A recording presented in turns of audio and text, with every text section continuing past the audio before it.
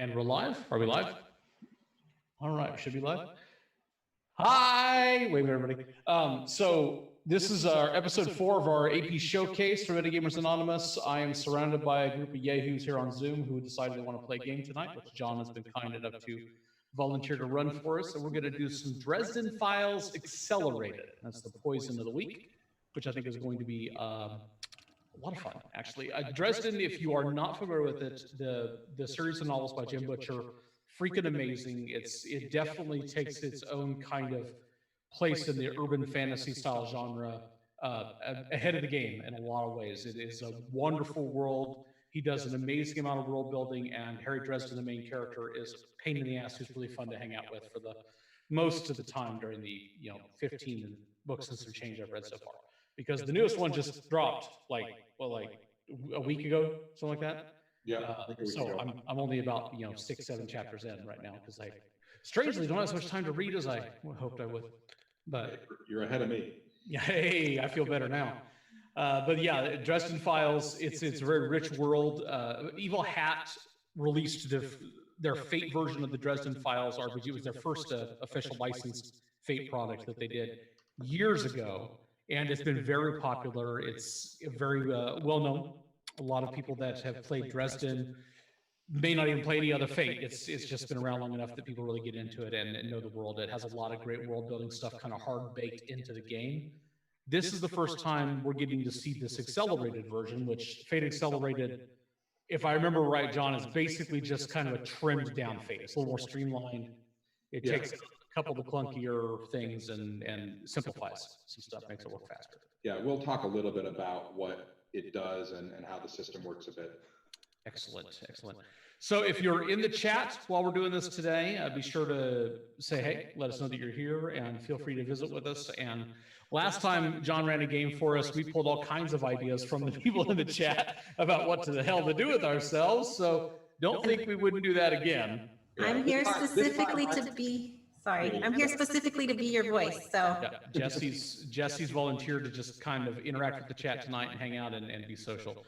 And feel free to make stuff up, Jess, if nobody shows up. We won't know the difference. Okay. And I'm monitoring the chat myself, so I can keep an eye out for all those clever ideas, make sure I have them off with the pads. Okay, if you can whisper them to me and not let the GM know.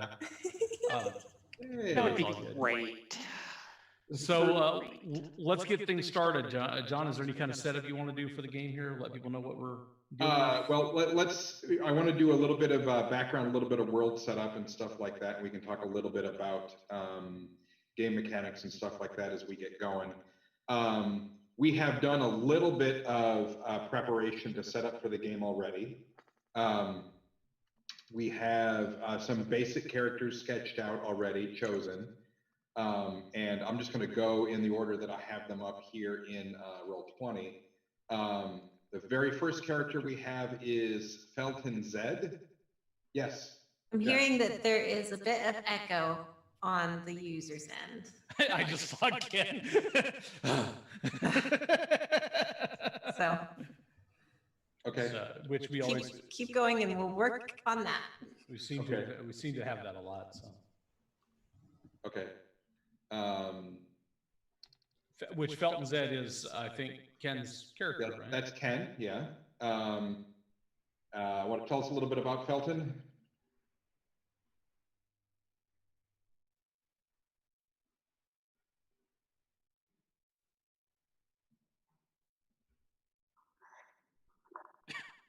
Outdoorsy.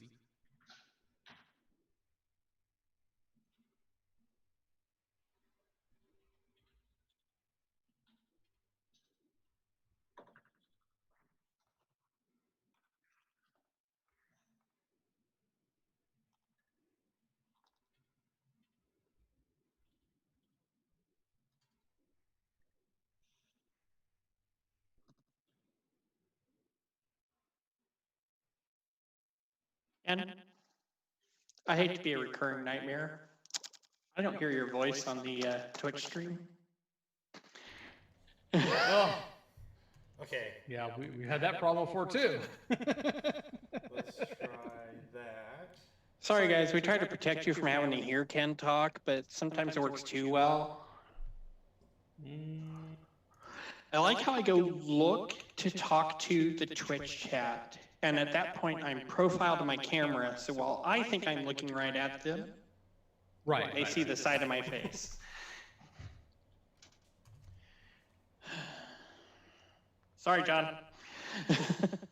Oh, no big deal. All right. So did we mention that Felton is a werebear? I was getting to that point, but then But Come back to nobody me. could hear him. But Nobody nobody could heard hear him it. anyway. if So. everybody else can be heard, then I'll try to sort out the audio stuff while you guys All right. work through that and come back. Kind of come back to him. Probably not a bad idea. All right. So then Javier. Javier Greatstrom is an immortal lore keeper. He's actually been around for the last 4 centuries or so, was a conquistador, Spanish conquistador, who actually did find the Fountain of Youth, with the small number of people who might still be alive and out there who were with him on that expedition, and has spent all the time since trying to avoid being targeted by people that don't think that he should be running around still doing whatever it is he's doing.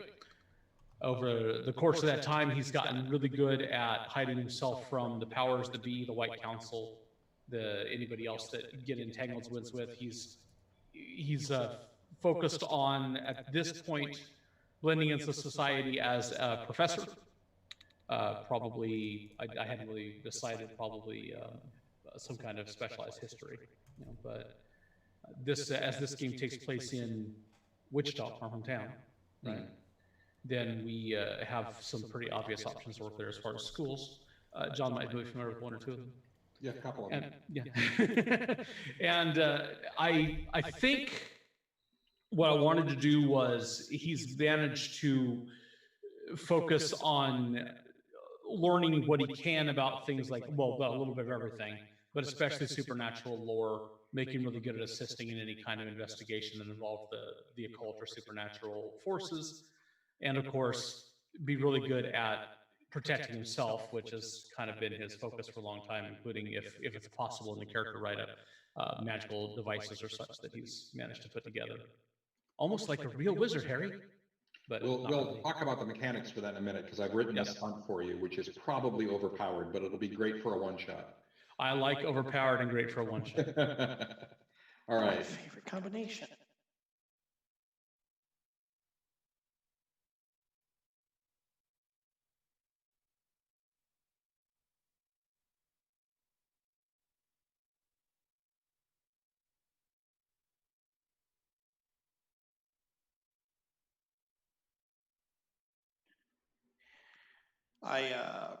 I'm not hearing Rich on Not the hearing stream myself on the Twitch. That's driving me crazy. My echo's gone.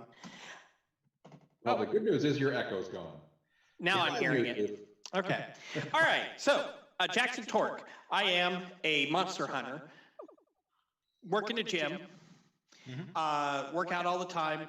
I have driven to help people. It's kind of how I stumbled into monster hunting, because I don't always pay attention to what I'm doing, and learned about things the hard way, and became a monster hunter because I want to protect people. I'm driven.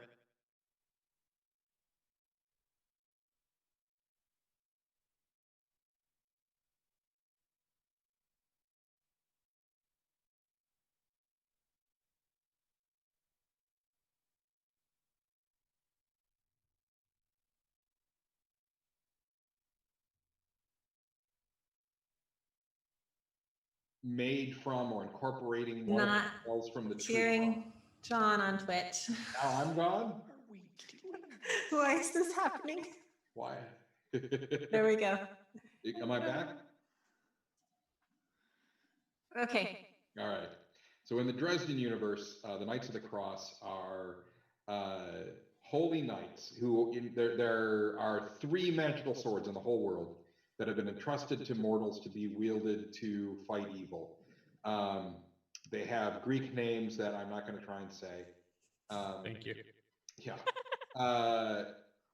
One of I them. think of like Horus and yeah, stuff like that. Each one is made from one of the nails from the true cross. So this is an exceptionally holy relic, very important. And that's why your Knight of the Cross has that 3 on him. in the yellow thing. One of the things that the conceits of the game is this idea of scale. It's a very interesting mechanic. All of you guys who are the rest of you in general, and also the Knight of the Cross in more mundane things, operate at the supernatural scale, which is the second level of scale. All the people who are not aware of what's going on in the world operate at the first level of scale, the sort of mundane world. The third level of scale is otherworldly. The fourth level is legendary. Legendary, is that it? Yep. Yeah, and then godlike is the fifth level. If in a situation where somebody has a scale advantage over their opponent, there are certain benefits and stuff like that that you'll get, and that's a way for the game to use very similar mechanics for different things, but then have something that has a very similar mechanic to yours, but is a creature of the Fae that is exceptionally powerful, be more powerful than you. Okay. So we'll see that in action a little bit.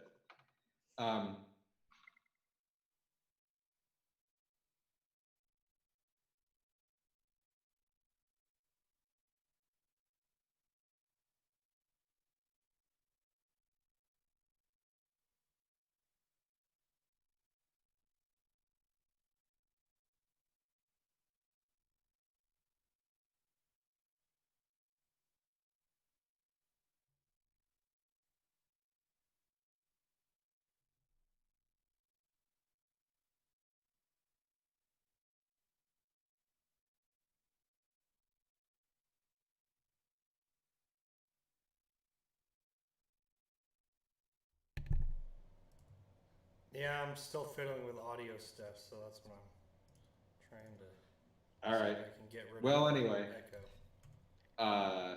This we had it token is working me, and I'm using it to track my fate points, which is, am I broadcasting now? Or Now you are, yeah. now I am? Okay. Cool. So the green bar is my fate points. I have one for each player. The players each have 3. The 6 are their stress, which is their, in general, their lightest type of damage. They have some conditions that they can take to absorb damage if they need to. And then this red spot with the 0 on it is a doom track that has nothing to worry about, as we have consequences that may advance. But what I want to do now is take these characters to the Vagabond and put them around a table, and we'll work on some background to tie everybody together. Okay. So let me switch, because I went nuts setting up some different things. And I need to move you guys to this. Change in screens. Yep. Hi, Becky.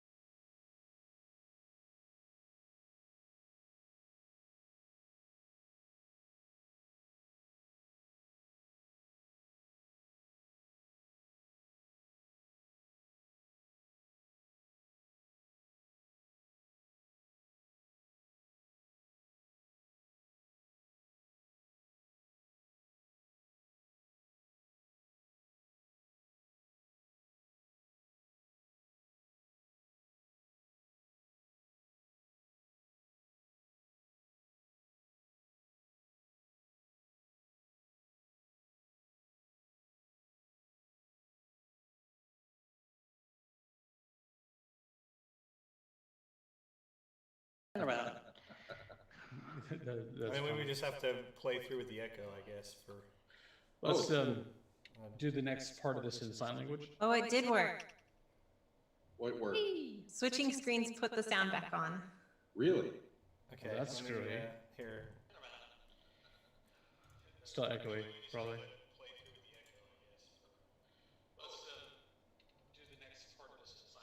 Oh, it did work. Okay. Switching screens put the sound back on. Well, all right. Well, I think scenes pull channels, sound channels as well, so I don't know. Is it still echoing? Yeah, it's echoing. Pretty Yeah, loud. it's a little echoey. Let me try this. Well, I think scenes pull channels, sound channels as well. So. Alright, we'll see if I transitioned back, but I'm using a different audio thing to see if the echo goes away. Yeah, it's a little echoey. Is it because of Roll20 maybe? Like, is No, Roll20 doing? So it always. Yeah.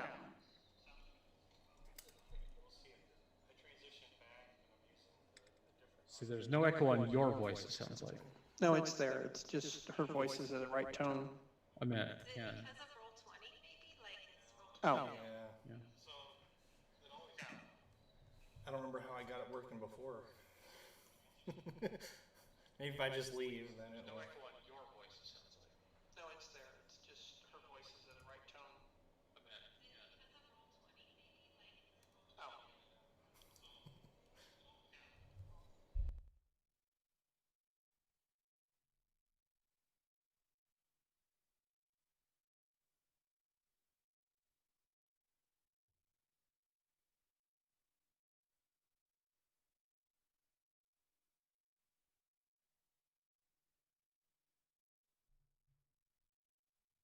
the audio without all this crazy?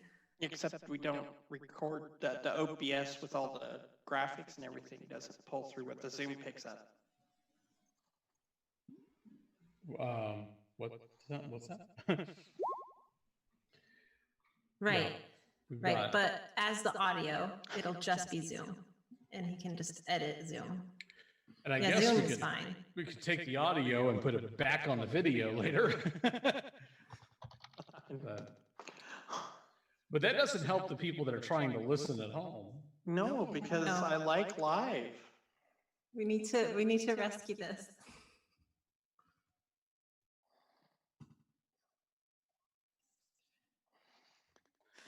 Plus side, we had a good recommendation for my character name in the chat. Yeah. Yay. Yeah. Do we like it? Yes, What I was like it? it. I like it. We'll do it. So the problem with the audio now is that we're getting echo and then replay. It's very weird. Which just makes it sound like it's coming through from two sources. Everything but Zoom muted, so no, it's not coming from me. Interesting as my settings on your Roll20, John, didn't give me the option to adjust any of the audio video. Yeah, I just muted the tab. I think I killed it, which probably I killed think the you whole forced thing. it off for everybody, yeah. Yeah. That's kind of cool. I never. Should we noticed like that. experiment with muting ourselves and just see if we can identify somebody as the source? I think it's gonna be okay now. Except we that just, Ken's like- muted probably? Is he? Is Ken muted? No? I'm not sure what is he listening to the Twitch or something. He isn't responding to us, so he may be waiting for the delay. See, he's nodding. Yeah. So, well, not sure what to do. Okay, about Twitch isn't playing through twice anymore. Yay! Right. So Okay, I Can think we I got hear- it sorted. okay. Excellent. Okay. I had to Let's- plug my headphones into a different. Different audio device. resource. to Let's play. see if you let's I'll see. get Let's an talk echo, for a but nobody else second. will. Let's talk for a second and see if we're getting anything. How the Twitch sounds here. What? Who's doing that? It was my phone ringing. Oh. Oops. Oh, that Ken, reminds me. I would Good, want to hear good your catch. voice. Let's mute the phone. Let's try and cause a fewer problems. Okay. Okay, so phone's muted. I feel better now. So anybody, how's it sounding on Twitch? It's great. It sounds great. Twitch All sounds right. great. Chat I'll is get an happy. echo, but that's about it. Yay! Thank you, Tad. Appreciate it. Lots of help. Did we settle on Gideon for the name? Is that? Yeah, Gideon's good. Gideon's good. Okay. I like All that. right. Okay. I've muted Twitch. To show you just how biblical we're talking, the character we kept talking about in the Dresden Files is named Michael Carpenter. Yes. Right. Totally. Yeah. Totally not subtle. That's not in the least. Well, it's 8:30, so we're starting about on time for us. All right. Thank you. Sorry, John. Please. Hey, we're all set. Okay, so what we're gonna 77. do to build some quick backstory for your characters is to work with a supplement, a tool called backstory cards, which are physical cards that you can get that help make connections between characters. I've created a digital set that we can use in Roll20, so we'll be able to play it out here, and we'll deal out cards and walk through it hopefully relatively quickly. This grid down here below the table, and I think I'm going to move everybody down here so we're a little closer, so hopefully we can get that in frame, because I think it was not in the grid wasn't also in frame in the Twitch channel when I looked last, but I'll let you guys play with that. Well, no, So at any rate, flips. yeah. So there's we have 3 events that we may be using that may be the things that drew these characters together. One of them was a tornado back in 2008, 2007. I forget what it was. Big, massive, terrible tornado. If you don't know Kansas history, that one is a real thing. That was 2007, I'm pretty sure. I had just moved here, and I was still helping the radio guys figure out what they were doing from a distance. So in our version of the Dresden verse for this, that also released a bunch of monsters into the world, and an awful lot of the people in Kansas who are aware of monsters became aware at that time. So it's been about 13 years. You may have been involved in that somehow. Then back in 2017, there was a series of murders that were at a big city event called Riverfest. That was the work of a Canadian warlock, and was using the event to cover her attempts to complete a powerful ritual, because that's what warlocks do. Mm-hmm. And then this May in Wichita is another event, which was ghouls, and that was the most recent of the events. Oh my. Which you said was last year. Yes. Then we have factions, individuals, and locations that are also important and maybe tied in. The Thorns are a criminal family organization, sort of gypsy mobsters. The Power Cat Guard are right-wing nut jobs who drive around and look for foreigners. And the Keepers are their left-wing equivalent, more liberal folks who sort of Greenpeace-y sorts of academics. The individuals that we have here, Savannah Sullivan is a Wichita police officer who runs a unit that investigates unusual crimes. So Wichita's version of Karen Murphy from the book. Mm-hmm. Father Emmanuel Burris, who is a Catholic priest in town who is aware and offers some help to folks. And Shay Greer, who is a magically aware, clued-in mortal who uses their understanding of the supernatural world and how that influences things to make sure that they make good investments. So the just sort of an opportunist. And then there are 3 locations in the city that may be tied to things. The Vagabond, where we are now, the Common Ground. Keeper of the Plains, which is a big statue with flaming cauldrons right on the river. And Botanica, which is our botanical gardens in the city. And so because it's a big explosion of nature, it's a very important place for the Fae. But what we're going to do is we'll start with Javier, and I'm going to draw a card for each of you. And those cards will look like the card anatomy thing I have over here on the left, and it'll tell us what those are. Oh, okay. It'll tell us what the situation is, and it may refer to another PC. It may refer to an individual. Then we'll draw a second card if we need to determine either by number. So the number here in the bottom, 1, 2, or 3, will tell us which, in this case, which individual. So if I drew another card and that had a 3, that individual would be Shea Greer. And we Gotcha. would draw another card to get that PC. So we draw a card for each answer that we need to fill in. So starting with Javier, I'm going to draw one of my cards. And they need to get stretched out to be legible. But your participation or lack of an event garnered far too much attention.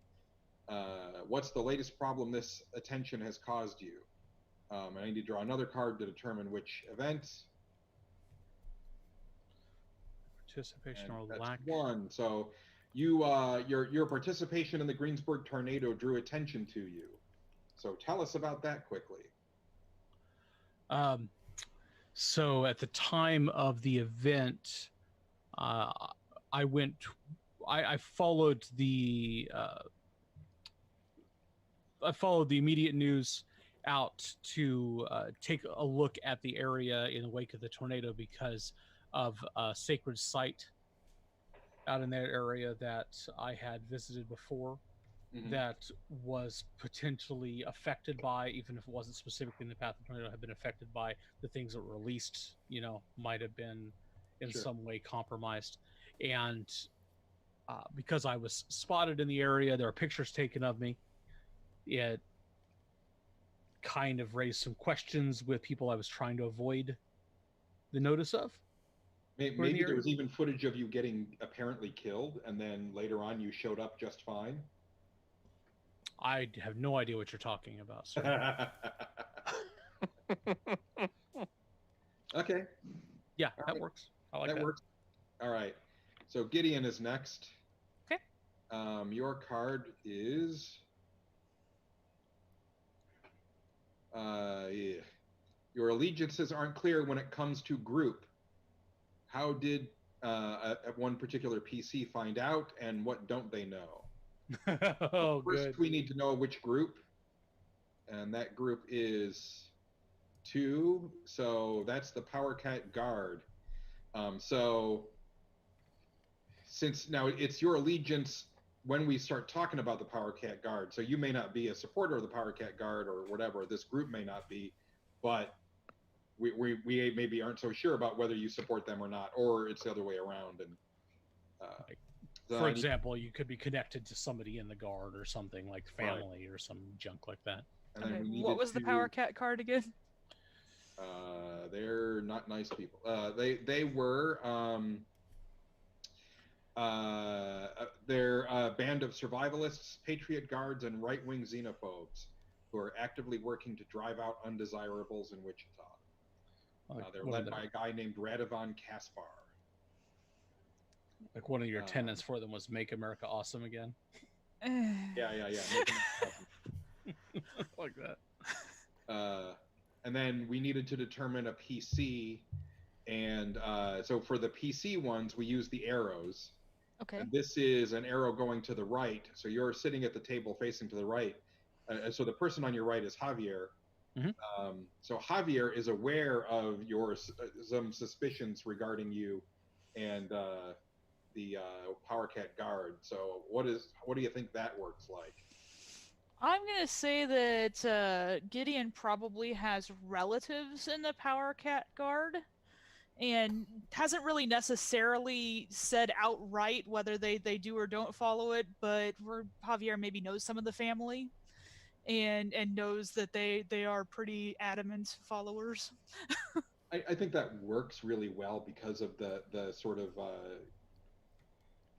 the religious trappings that a lot of that right-wing stuff hangs on itself a bit. So yeah, which with Gideon, I mean, obviously a Knight of the Cross is a true believer. Right. So I mean, you're talking somebody who would still be forgiving of people that pursued their passions, even if they were hurting people or they didn't agree with them. Yep. Right. So I like that. All right. So Jackson. Hopefully someday I will figure out how to make these cards come out better. But which individual recently betrayed your trust? Have you forgiven them, or are you plotting your revenge? And that individual is...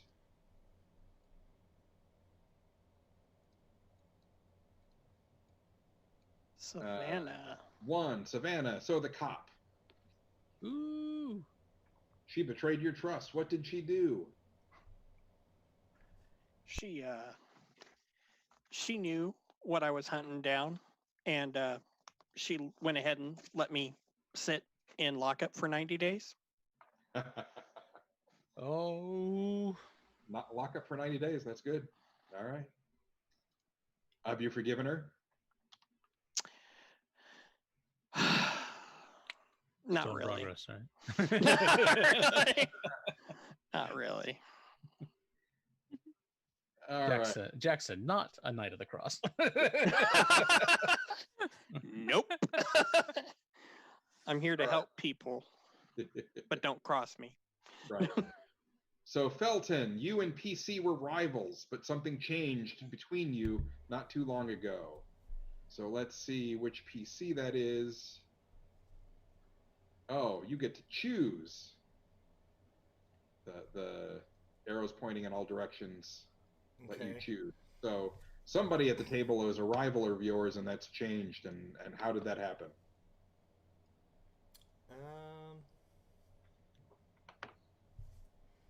Trying to remember. Gideon's our Knight of the Cross. Correct. And Jackson Torque is our Monster Hunter. Yep. Yeah. I am a monster hunter. Huh. Probably. How would we have an adversarial relationship that had to be worked out? Yeah. I don't know. I wouldn't know where to start. I'm gonna say Jackson found out about my affliction, which I'm just learning how to control. It's a pretty recent affliction. Yeah. And so maybe I didn't really know I had it until I was out about somewhere where Jackson was in the area, and I had an uncontrolled transformation. So there would have been a news story of a grizzly bear running around Wichita. They thought it got escaped from the zoo, but then the zoo said, "Well, no, ours is right here." It's kind of easy to keep count on those. We have one. Oops. All right, I like it. So we'll do another round. You guys want to play around with the mechanics a little bit differently? Because I can deal cards to everybody, and then we'll go around the table and have you reveal cards, and we'll flesh things out with additional cards as we need them. Or do you want to just keep going the way we have? Either way, both work good for me. We're good. Just because I've never tried the card mechanic here, so I'm going to deal... I can tell you too what you can do when you set up your cards to get them to come out right is when you put your card deck together, you can set your dimensions. You could still go in and edit your dimensions in the collections. And you set the dimensions, and that'll do that. Probably something like 400 by 250. I'm going to try to fix that right now. Yeah, give it a shot. It'll fix it. I don't know if it'll change. 100 by 250? 400 by 250.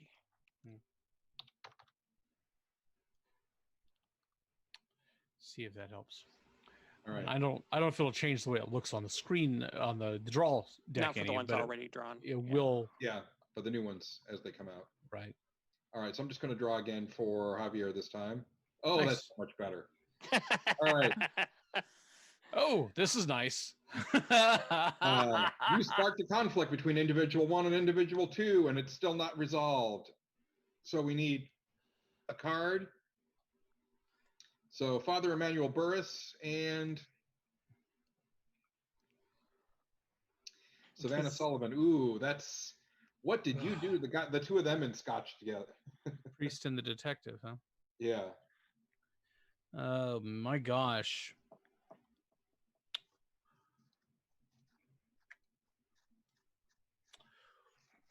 Well, let's see. I believe what happened was there was a no, I don't want to say. Let's see, member of the congregation. There was an item that was stolen from the local diocese, and I managed because of the type of the item was kind of arcane and spiritual, but it wasn't necessarily something that had come to. It was something that had been uncovered, decades ago at a local level, but was being kept there as an item of interest, or as an old item of worship, whatever. But maybe it was made of an unusual material or something. Like it was a religious icon, but it was crafted from an unusual material. Because I was a local expert, it gave me the opportunity to point them the direction I decided towards somebody in the church's hierarchy as the prime suspect, which put them at odds because the priest knew that couldn't be the case. But in truth, I'm the one who stole the item. Oh. Which is now in my collection. Yeah. The helpful witness. Oh, they went that way. All you got to do is wait 40 years and that problem goes away. That's kind of the way I thought. They went that way. You know how how Thomas Crown had like the hidden compartments and his you can, like open it up and look at the painting, Yeah. All right, cool. Next is Gideon. Okay. Let's say I have an awfully nice home for a. You owe Groot in a big way. Let's see who it is. Maybe this will tie up a one. No, the thorns. You owe the thorns. And I will read to you the description of the thorns. If you would. So the full description says, Anya Thorn is the matriarch of a loose and sprawling family, in quotes, that has fingers in all kinds of shady and criminal activities in the city. They are sometimes called gypsies, and Anya herself and her immediate family are the descendants of Irish travelers, interbred with some Roma gypsies and many other social groups in the city. Anya adopts her minions, referring to them as grandsons and granddaughters. The Thorns have a finger in a wide variety of shady and outright criminal activities. Their aspects are, if you aren't family, you don't matter, and we will never be hungry again. Ah. So you owe them big. Why do you owe them big? I'm not sure what Gideon would actually be doing with the mob. What if it had something to do with said family? Somebody like a family member who got into trouble with them, and you were able to make some kind of deal with them to get that person out. I like it. That works. Because that incorporates the family from the first round. Yeah, I like That's already been kind of established. And one of the things that we'll talk about when we talk about your characters is debts and obligations and stuff like that are a really, really important part of this game. So that really plays well to that. All right, cool. Jackson. Something happened at an event that in some way fundamentally changed you. How are you different from who you were before? And that event was one, which was the Greensburg tornado. So what happened to you at the Greensburg tornado that changed who you are? Is that why you're a monster hunter? Yeah, there was that backstory actually I had written up in my head. There we go. It was at the Greensburg tornado. I mentioned my character's a little, sometimes he's clueless. Heart of gold, little clueless. And he literally stumbled into monster hunting. It was there that he ended up fighting off some demons, held up with his own, and actually was spotted by an actual monster hunter who started training him and got Jackson started on this path once he was awakened, because he just happened to be in Greensburg that summer. Maybe you were working at. So one of the features of Greensburg back before the tornado was the world's largest hand-dug well, which I imagine breaking open and just spilling monsters up out of the deep. Yep. Oh my Been there. gosh. And so you were, a tour guide at the hand-dug well, and there is like I'm about to go to The college. tour guide. Yeah. Right, right. I was Wearing gonna a tie that's a little bit too short and short sleeve shirts that you sweat through because it's summer. Have All you right. guys been there? I have. It's pretty cool. It's also got interesting, a huge meteor chunk on display there too. All right, last one. Felton, you humiliated individual at event. Was it intentional? What happened? The individual is 3, so Shay Greer. And we'll talk about who Shay is again. Shay was the local venture capitalist who uses their understanding of the supernatural to make good investments. And then we need to know what the event was at which you did that. And that event was 3 Dismay. So just last year when the ghouls were killing things in the city. So what happened there? Maybe Shay. I'm trying to think as far as like a entrepreneur. Maybe they paid me a large sum of money or influence to take care of the problem of the ghouls, and because they didn't really know about my nature, so to speak, it was a lot easier than they thought it was. So then they felt cheated that they paid me a lot of money for something that took no effort to do. So if she didn't know that you're a werebear, then what she knew about you is your mortal job, which is as a medic. As a medic, yeah. So maybe she just hired you to be part of when I say she, I mean carefully trying to use they, because in my head, Shay is we don't know. Yeah, well, is non-binary, and maybe you stepped on that somehow. Yeah. I mean, I would totally do that. Being say a country bumpkin or something like that, I easily could have just oh yeah, it's a she. I don't know. Cool. Maybe some social faux pas that way. Cool. Interestingly enough, in Nira's game, Ken is almost involved in a relationship with a character who's non-binary. Involved. Cool. All right, that gives us some backstory. It gives us some relationship with folks. I'm fascinated by the fact that you've got some bad blood with the police and the church. No trouble there at all. It'll be fine. Let me. I'm gonna pop open Javier real quick and just talk about some of the features of the character sheets so that we know what we're looking at. There he is. So this is the Dresden Files accelerated character sheet that is free in Roll20 that you can use. Will it show up in Twitch, you think, guys? I don't know if it'll show up since it kind of comes as a pop out. And it would have to pop up on Ken's. Let's do Ken's character. It was there on screen. Oh, it's there. Okay. It was for a moment. I don't know. We can do Ken's character and have Ken. Because his will definitely show up on his computer. Well, Ken can see any of them, right? I can see them. If I click on it, all I get is a bio and info tab. Oh yeah, he doesn't get the character sheet unless you can make it something he could see. That'll kind of fix it. Might have to. Well, that's weird. So is it set up so that he can see it? Oh, is that his own character? He can't see the whole character sheet. Yeah, Ouch. I can't see my own.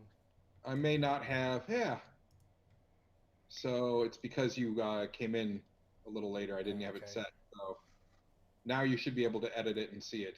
There we go.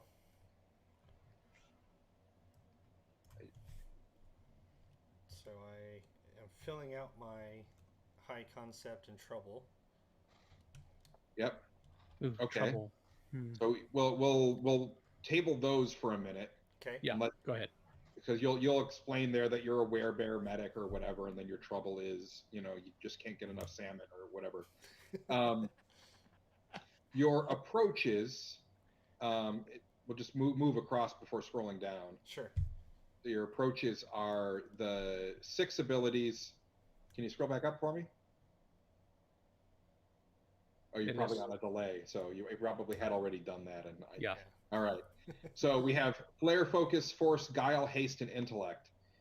Those are your approaches. And in Dresden Files Accelerated, or in any of the Fate Accelerated games, they use approaches rather than skills. So you can theoretically in the game try and do anything. And it's not a question of what you know how to do, but how you go about doing it. So if you are trying to drive a car down the street, you might do it with flair, you might do it with focus, you might do it with force, although hopefully if my car's parked on the street, you won't. You might do it with guile or haste or intellect. Some will be more appropriate in some situations than others, but this puts a lot more personality into how we do things, and it means that if you are thinking about what you want to do, you also have to think about the way you're going to go about doing it so that it'll fit one of your strong approaches. You're going to have one that is a +3, so you can put a +3 in one of those spots. You'll have 2 that are +2, 2 that are +1, and you'll leave 1 0. For some of your characters, I've already done that, but you can move it around. You said 1 at a +3, 2 at a +2, and 2 at a +1. 2 at a +1. Okay. What's guile? So that would be your ability to fool Lie, people cheat, or steal. deceive people. Yeah, all of Okay, that sort of thing. fair enough. Deception, sleight of hand, anything sneaky. And focus. So focus is, I should probably be referring to the descriptions that they give. Focus is time-consuming action in which close attention is paid to detail so the task is properly executed on the first attempt. Examples would be lining up a long-range sniper shot, attentively standing watch, disarming an alarm system, that sort of thing. And the mantle, you didn't mention that one, did you? No, I didn't mention the mantle. The mantle is defined above, or noted above. He's got 2. He's got medic, which is one of the pure mortal ones, and then werebear, which is what he turns into. So we'll have some stuff there. Do we The put other points 2, in that one, though? The mantle thing at the bottom. No, just leave that alone. Okay. That in some classes, like the Knight of the Cross, the Knight of the Cross will have a thing related to their mantle that they get to use as a thing Gotcha. sometimes. But we won't worry about putting that on the character sheet when we get there. The ladder is just there as a reference, and so is the scale. That's just sort of a fate mechanic, and then the scale we already talked about. So let's scroll on down to stress and conditions and stunts. Everybody has 6 stress. Your stress is basically your hit points in general. It's your most easily recovered resource. Indebted is something that you can spend to get help from contacts and stuff like that. That may be something that you do with somebody that you know, or it might be something that's tied to some of your stunts or other conditions or things like that. In Fate Accelerated especially, the use of these conditions is really interesting because they put everything that's interesting about a character into these conditions. We'll get to the ones that are interesting in a minute. The next 2 that everybody has are In Peril and Doomed. And those are the 2 essentially wound conditions that you might have. In Peril lets you eliminate 4 points of damage rather than taking 4 points of stress. But that's a condition that we would have to define in what way are you in peril, are you wounded, Gotcha. That sort of thing. Doomed is similar. It allows you to eliminate 6 points of stress, but it is much worse. So you're bleeding Wow. or something like that. But now for the medic, we have some of these specific ones. The medical license, if you mouse over it, you'll see a pop-up that describes, because I filled all this stuff in, there's a pop-up that tells you everything, if you don't want to refer back to the mantle reference I gave you guys, everything about what you can do with the medical license. So it gives you, so it'll be marked unless your license is revoked. You have access to medical records. You can write prescriptions. You can use the resources at any medical facility, etc.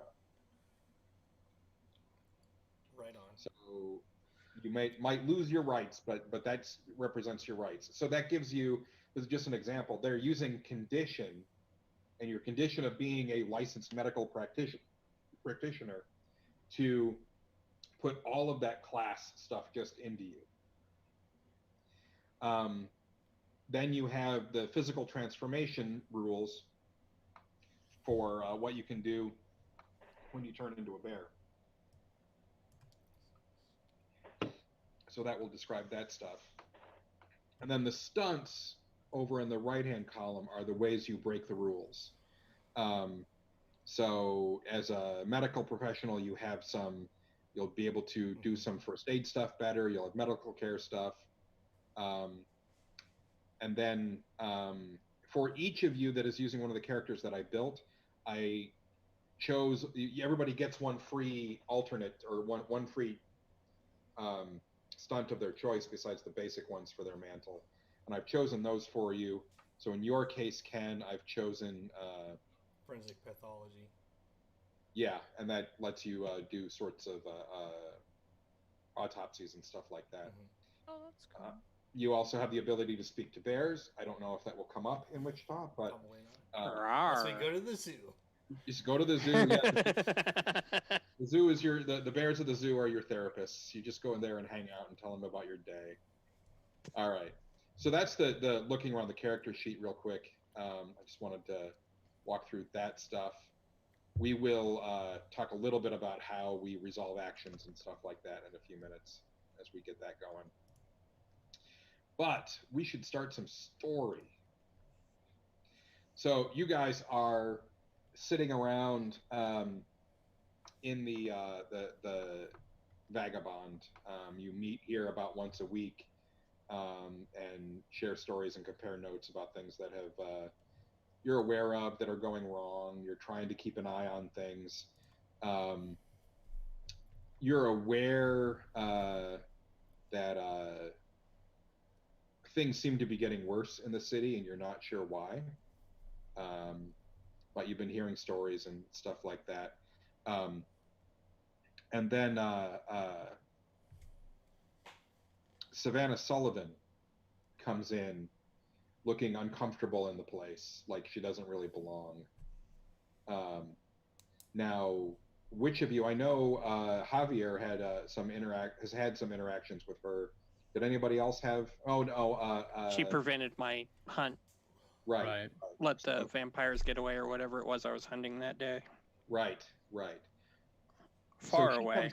She comes in and she spots the group of you sitting there, and especially notes Jackson. And she comes over to your table and says, "Can I buy you folks a drink?" Sure. Smile. Don't you have some useful citizens you can be harassing? I know that we've had our differences in the past. I'm here to try and make it up to you. Would you give me a minute? I'm listening. No promises. I stand up and pull a seat over to the table for the detective. You've always had such nice manners. Good grooming. Yeah. I sit back down. So there's news about to break. Did you hear about the murder the other night? You guys are all aware of a body that was apparently found down by the river. It had been mutilated by wild dogs, so there wasn't a lot of evidence, but very sad story. They were trying to identify the body. She's actually holding 3 folders, and she says, "Tonight, 2 more bodies turned up. There's something that's tying these all together, and my team can't see it. But I think this is something. It could be something monstrous, something awful, that we need to track down." And I I'm think sure we could be happy to take a look at it. it's and this might actually be stuff, folks, that you've maybe even met, Javier. These are all of them. All 3 of these victims are related to the university in one way or another. We've got 2 students and a grad student. Maybe coincidental, I suppose, but Could be. I mean, I've gotten to a point in my career where I don't believe in coincidence anymore, but who knows? But I can you're offer young you. yet. I can offer you our usual retainer rates, consultants. Let me know if I can help you with this. But I need some other eyes on this. Sure. I grab one of the folders, start looking. I'm looking for body or crime scene photos. Each one of them has some crime scene photos. There are only a couple, and it's clear to you that the folder isn't complete, that this is not a finished investigation folder. It's just some, they took a couple pictures. There aren't results, there aren't autopsy results yet, or anything like that. Statements from people who found the bodies? There are statements from the folks who found the bodies. In all cases, they were found. The first body was found 2 nights ago, and was found on the river on the south side of town. The other 2 were found together, wrapped in a plastic tarp, and also badly mutilated, according to the report. And they were found also in the river, but on the north side of town. Do the mutilations seem to resemble each other? Like, do they appear to be the same sort of creature? From the photographs, you can't tell. Okay. I mean, there's a handful of pictures of the way the 2 of them were wrapped up together in the tarp, which looks, to your eye, utilitarian, not ritual. Like they were just sort of thrown together in the tarp and tossed into the river. But that's about it. Gotcha. The 2 that were together. Active. Sorry. You're fine. I assume the scenes are still active. I ask Savannah. Actually, no. We once it was pretty clear that the bodies were dumped there. I mean, you can go there, but we packed up there pretty quickly. You probably ought to go take a look at the bodies yourself at the morgue. I've let them know you'll be coming. Okay. So the 2 that were found together, do they appear to have the same sort of attack marks? I'll tell you one thing that doesn't show up in any of the pictures. All 3 of them have their hearts cut out. Oh my. There it is. Intriguing. This is why I need you. Did the 3 victims have any relationship with each other that was known of prior to this dying together? Not that we have been able to figure out so far, besides all being related to the university. I can certainly check with other persons on campus, see if they had any friends, anyone who might have known Sure. what their business was, any associates they might have had in common. Or if they happened to hang out together. Maybe they went out camping and stumbled into the wrong part of the woods. I don't have any particular interest in visiting a morgue, so... I've been dying to go there. As well. I come here and I try and help you and I try and patch things up, and your humor, it's just so terrible. Can I say I'm a ray of sunshine? You are. All right. So I'll just tuck me in the corner. I have created a sort of flow chart with locations here, and I need to move you guys onto this map too. Just to try and help keep track of things, especially in this legwork phase. So you guys are in and around the Vagabond at the moment. It is early evening. Do you have any more questions for her? You have her phone number if you wanted to call her again, but Nothing I can think of right now. She leaving the files with us? yes. That copy? Yeah. Yeah, she's leaving you that stuff with you, and she tells you that she has made arrangements for you guys to be allowed into the morgue. Anybody who wants to go. Yeah, I'll head with the doc to check the it out. morgue. Well, doc, med, whatever. So, see if you can figure out what kind of creature was actually behind this, or what kind of, if it was a weapon or some sort of beast. Yeah.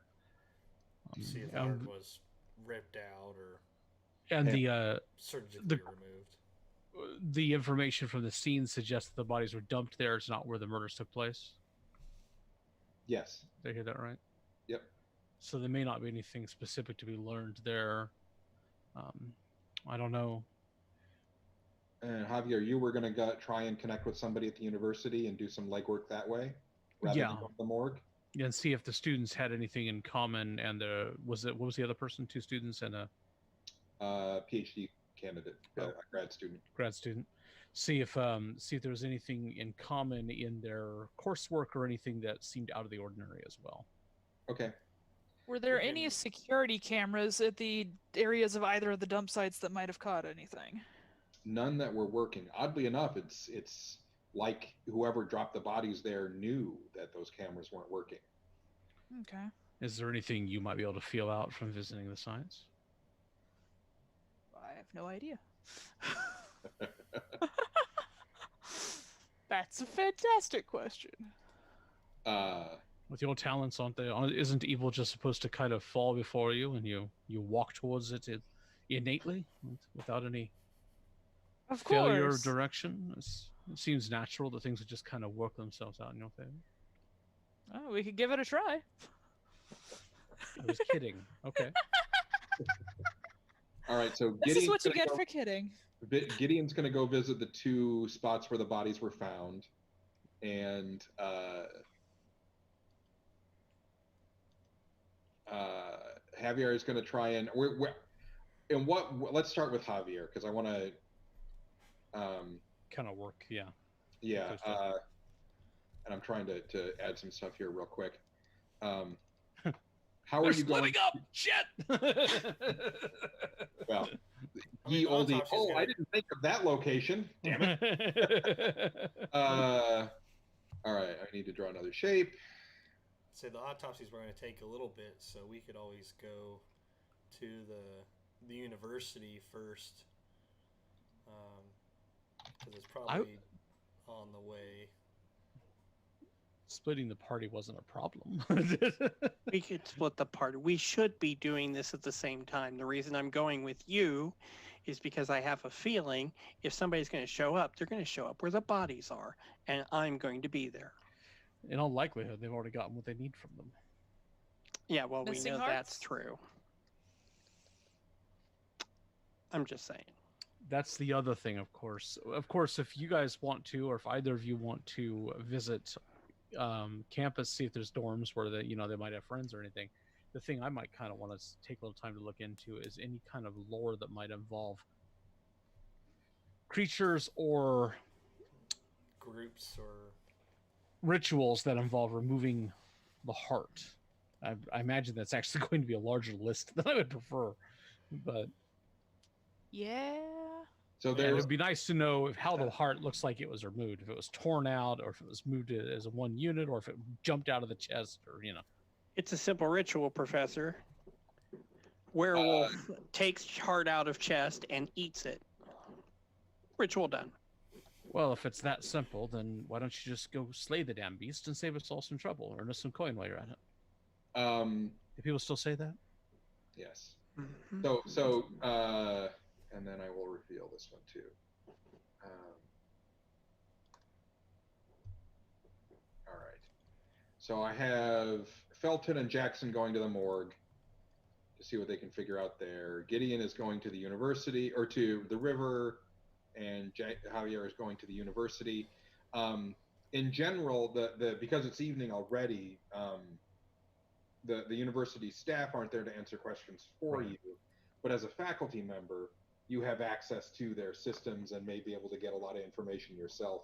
Plus, you can access your own files and look for some of that research stuff that you were looking for. So, I doubt I have problems with electronics and technology the way wizards do, right? no. In fact, focus practitioners tend to not have the same sorts of problems. See, it was a good choice after all.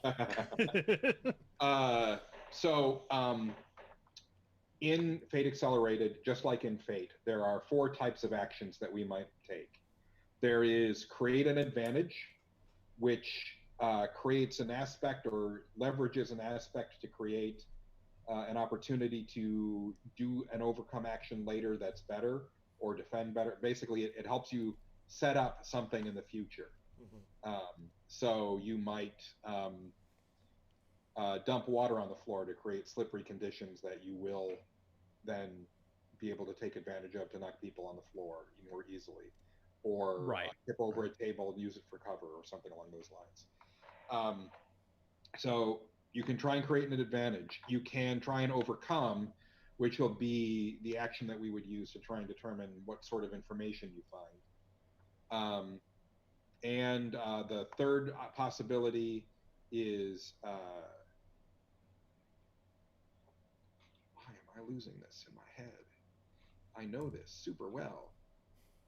You just said you run this game all the time. So create an advantage, overcome, attack. Oh, of course, attack. That's pretty Doesn't obvious. happen that often, huh, John? Yeah, no. we don't do combat in Fate. And then the fourth option is defend. So for this, we're really going to be focusing on possibly trying to create an advantage, and then the overcome action to see how well you do on your research efforts. And basically, the decision to try and create an advantage is up to you. You can decide whether you want to try and create an advantage before you try the overcome action. If you fail at the attempt to create an advantage, it fails the whole thing. So you will lose the opportunity to try and overcome and find anything. So, but it might improve your ability to do something cool in the overcome, if that makes sense. I guess in a situation like this, I'm having trouble thinking of an example of how that idea functions. So what you're trying to do is sit down and work through your own personal research as well as the computer's research. And we want to use one of your approaches to say, I want to try and create an advantage. Right. You can create an advantage by building an Excel spreadsheet to link from databases to pull in data. And if you build the table correctly, you can cross-examine the data and pop out the information. I'm not you, Jackson. I'm just saying. I'm just saying you could do something like that in your computers to create an advantage. Lost me at use spreadsheet for something useful. This is not... So your intellect is 3. So I think that being able to analyze and process all of that might be focus or that might be intellect. Mostly, I think when it comes to research, a lot of it is collecting information that I can then put together, right, in a useful way. Creating insight. Yeah. So the way the game defines intellect is quick thinking, solving complex problems, or accounting for numerous variables at once. So, focus, on the other hand, is time-consuming action, close attention to detail, that sort of thing. But intellect is going to be my better role. I know intellect's going to be your better role, but I think there also could be an element of focus that's involved in this. So you might use one to create an advantage for the other. I see what you're saying. So, and basically, however we define this, I'll determine based on whether that's a good approach and how difficult this information is to find.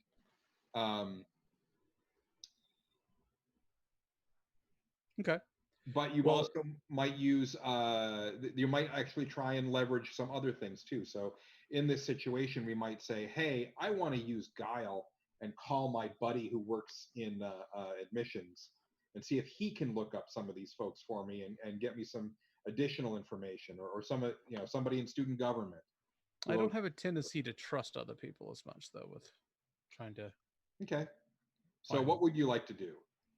I think taking the time and effort to, relying on the research skills I have to focus on determining, the best path to put together the details I need or the information that's most useful in sorting out the problem. Mm-hmm. So using focus to create an advantage. Okay, I think that makes sense. So I think it's going to require a fair effort of focus to put yourself in a situation where you can piece all of the disparate pieces of information together that's available in the university. So to do this, do I just use the die roller macro? For Yeah, focus? so just click on the macro. It'll ask you, I think, for a modifier maybe, or not. But we don't need to worry about that. So you got a 2. So you rolled a 0, a 0, a minus, and a plus. So you came out at 2. Exactly what you need. Now, when you tie, trying to create an advantage, you get a boost, which is all you really need in this situation. So you get a one-time use of the aspect you were trying to create. So there you have it. You have Is there a a boost. place to note that?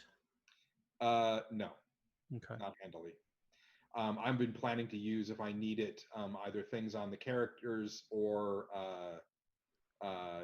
notes that we make on the page. Right. But in this case, since you're going to use it immediately, there's Right. no reason to do that. Let's say typically when you're playing Fate at the table, you have a boost like that, you would note it on a note card or something, an index card, and just put it in front of you.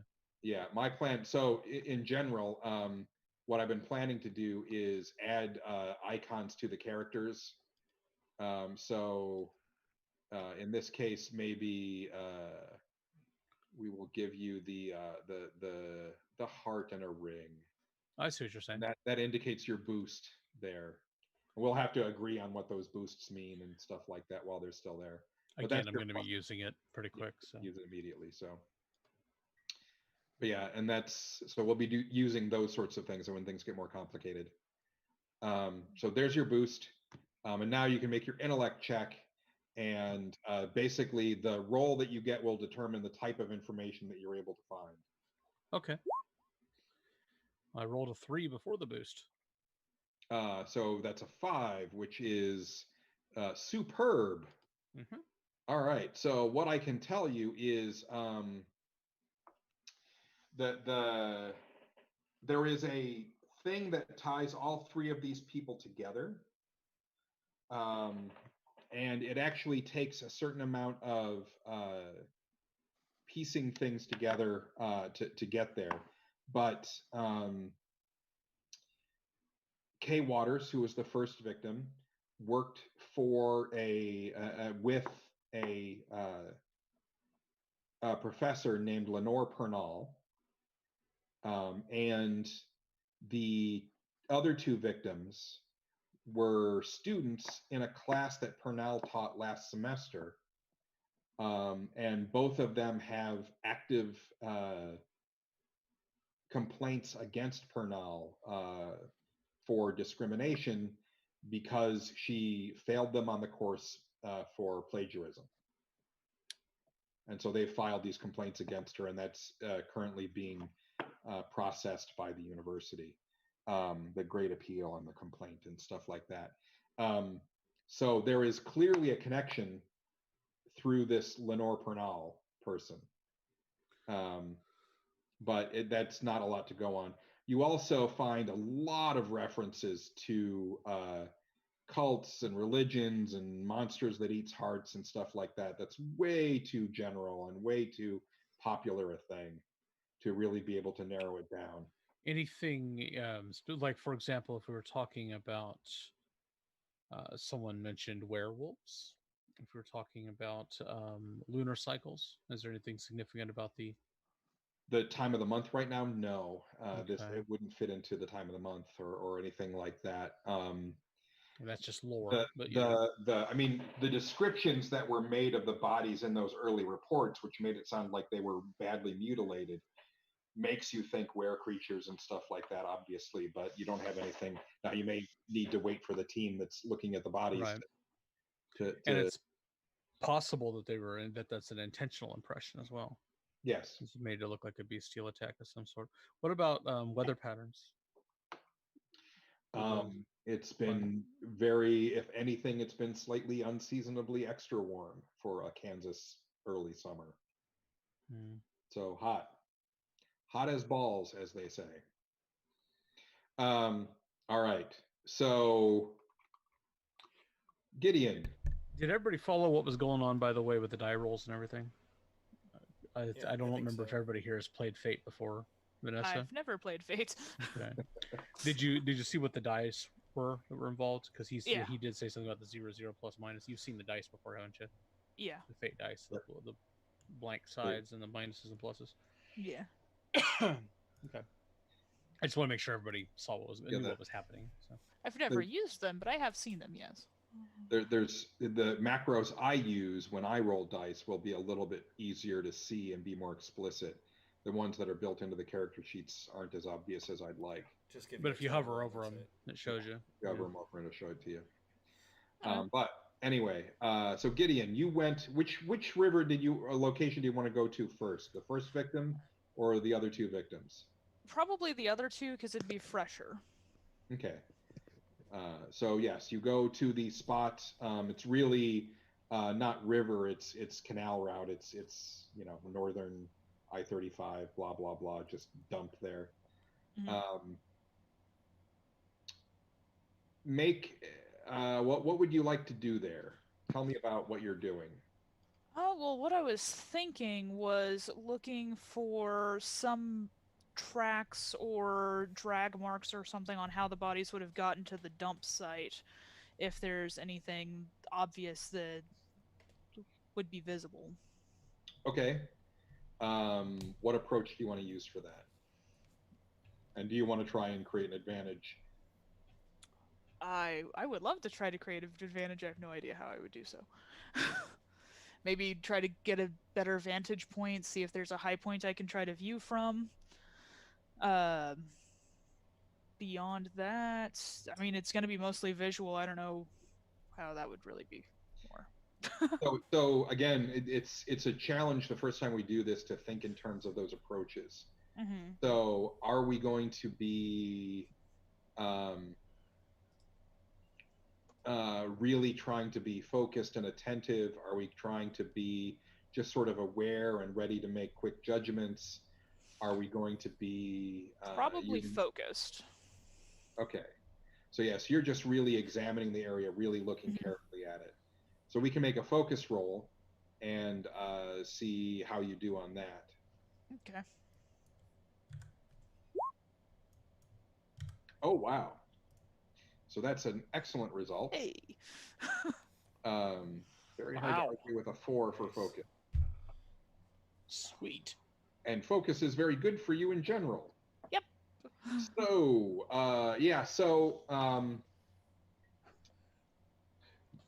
Literally looked under every rock. Literally looked under.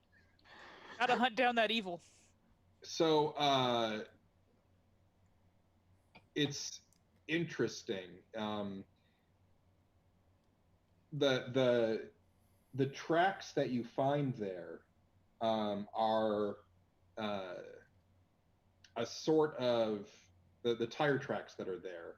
Mm-hmm. And you can actually still see some of the plaster of Paris from when those tire tracks imprints were taken by the police. Mm-hmm. And so the police will probably be able to tell you this later if they get those reports back. In your experience, it takes forever for them to get those results back because those guys don't move that fast.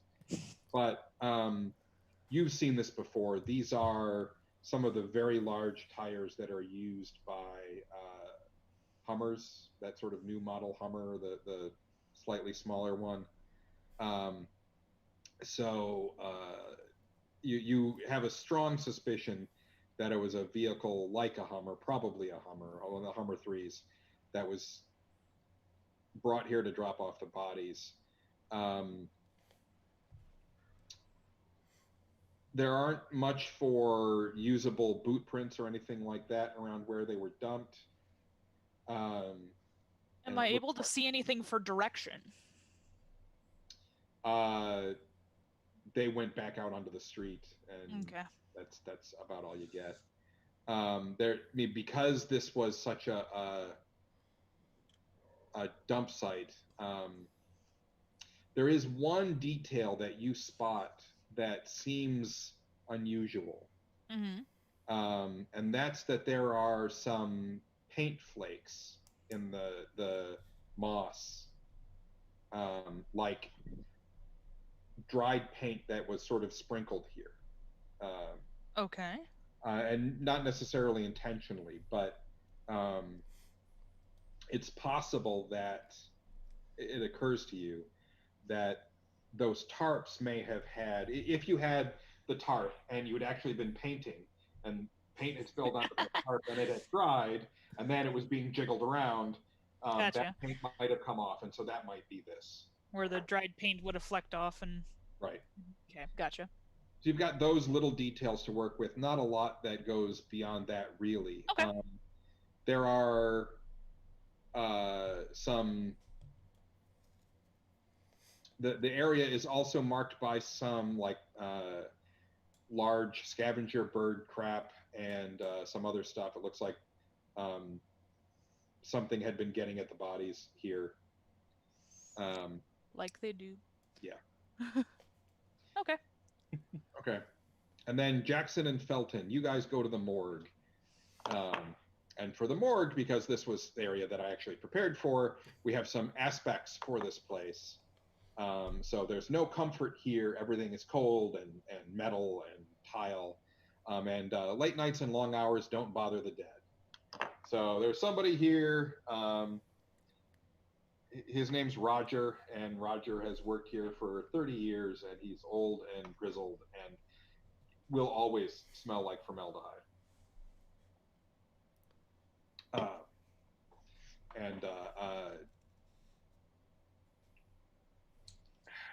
Jackson, you've had one or two meetings with him in the past in your work with the police.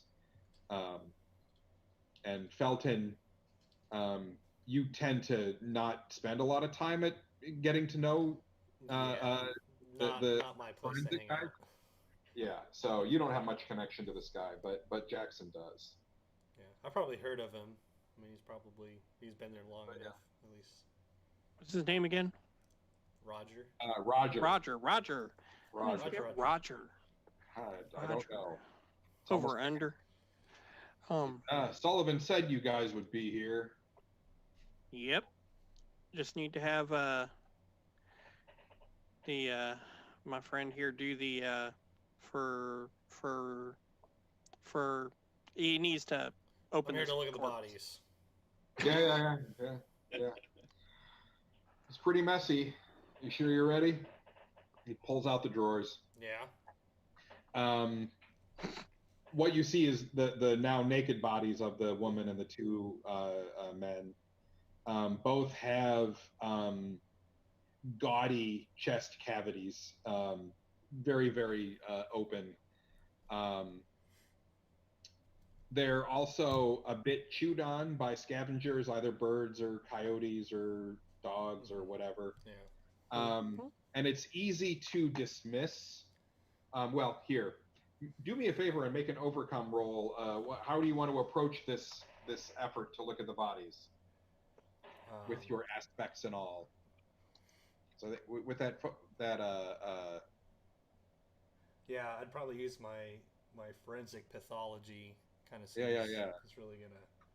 When spending a scene studying a corpse, you can piece together the details of death. Make an intellect roll against an opposition set by the GM, usually fair. For every shift generated, I'll reveal a fact about the death. Yeah. Okay. So, Meanwhile, I spend about 30 seconds looking. I get bored. I decide I'm gonna watch not to make sure monsters nothing here. fishy happens.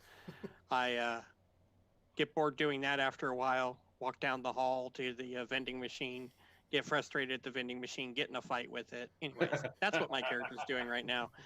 When he's supposed to be watching. Right. Yeah. Yeah. Trying to get a Snickers. Because you're hangry. All right. So has he completed the autopsy? No, he hasn't. He's Okay. got some initial notes. He's got tox This screens. is the That's, unopened state. Is there anything interesting in the talk screens? well, that will include that as some of the facts that you discover as you pour over Okay. the body, and so you're basically just getting some head start information on him there. So I'm definitely using focus as I comb every inch of the body, looking under the fingernails to see if they fought back or just kind of other stuff I would know. Obviously, I'm interested in the chest wound. It seems to be. So forensic Pretty pathology specifically calls out an intellect roll, but I'll let you use focus to create an advantage through your really meticulous study of the bodies. Okay, yeah, so we'll do that. Focus to create an advantage. Yep.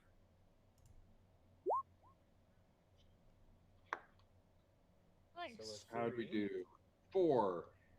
No, 3. So that gives you a success, and that gives you 1 free invoke. So you'll have 1 free invoke on the study. So you'll be +2 on then the intellect check. Mm-hmm. Okay. Do that. So +2 makes that a 3. So you get a couple of facts. The first thing that you notice is that there's a really big difference between the wounds that killed this person and the scavenger tears and stuff like that, where stuff was eating on them. Okay. The heart was cut out by something exceptionally sharp, not steel scalpels, probably glass or obsidian. Okay. The other thing is that in the tox screens on all 3 victims, they were drugged before being killed with rohypnol. Okay. Interesting. Right.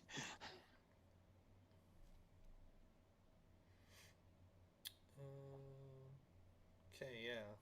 So the glass or obsidian being sharper than I'm probably some either well made or unnatural or otherworldly, I guess. Yeah. Kind of utensil or body part, I guess, depending on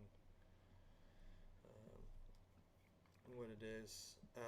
Do they all seem to have like the same? I guess they're probably based on the area, but they seem like they were out being fed on by scavengers the same amount of time, or does it look like one sat out there maybe longer? Or I guess those were wrapped up with a tarp, so they probably weren't. The single one, the woman from the first night, was out there a bit longer. Her body's in a bit worse shape. Okay. The other 2, probably because the police were much more alert and looking out for that sort of thing after the first one showed up. They spotted the second set of bodies. Okay. So you have names for all of them. Kay Waters is the name of the first victim. Okay. And the 2 men were Lyle Chavez and Randy Morelli. The home address, you have home addresses in the records for both of them. Okay. Lyle and Randy both live in the Gamma Upsilon Gamma fraternity house. Fraternity. Wow. Okay. Yeah. And Kay lives in an apartment in a inexpensive part of town. Okay. I know most of those.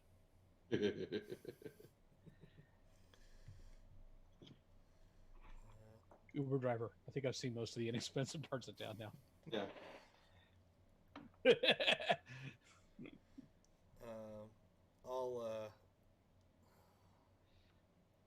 see. We've got Javier. Javier's at the university, but he probably knows more about some of the otherworldly stuff, so I'll whip my phone out and kind of send him a short text about removal with glass or obsidian, and drugged with rohypnol. Since he's I think out there Javier looking has around. a flip phone, so it takes a while for him to text back. That's I fine. text back. Gotta do the T9 L- thing. Probably easier to try M- to call him, get him to answer his phone. LMAO. One of the old Nokias where you have to hit the button a bunch of times to get to the letters. Yeah. Those were T9. easy to text on though, because you could just you could memorize where the letters were and not even look at your phone. Yeah, to do yeah, that. I know all so kinds of bad at people that texting. they never look at the phones. They just sit there with them under the table or something and text their friends. Yeah, I had a friend at Walmart that would text in her pocket. Ugh. Yeah, that was cool. There are also evidence bags of all the personal effects that were on their bodies when they were found. Okay. Notably, none of them had their phones with them. That'd be too easy to.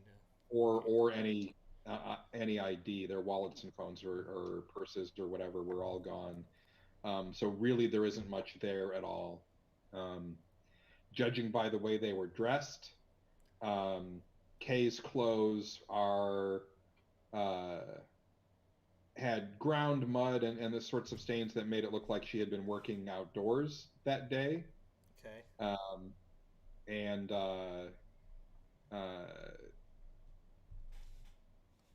the two young men were wearing bar hopping clothes. So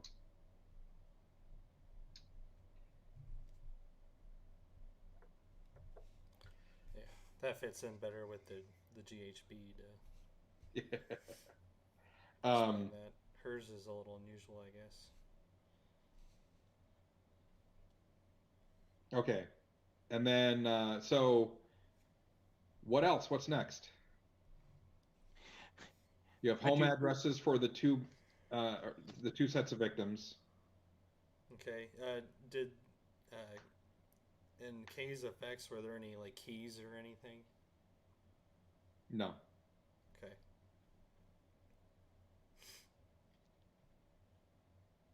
We And should I check assume out some probably the same houses. with the other ones. Yeah, I think we head to the apartment first.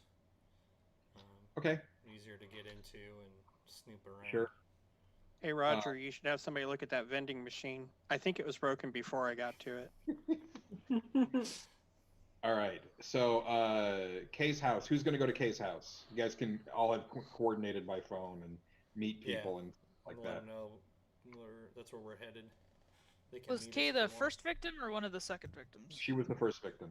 I want to see what I can find about a glass of obsidian used to. Oh, you're going to Such keep an doing more interesting research? Is that what you're saying? Well, yeah, it's one thing that seems it's a new piece of data that seems like it would be relevant. On a hunter's hunch, I want to go to Randy's place if we're going to go to all three and split up. So the two, Lyle and Randy, both lived in the same place. Oh, In a well, furnished I'll go house. there, So whether you're or not somebody else goes with me.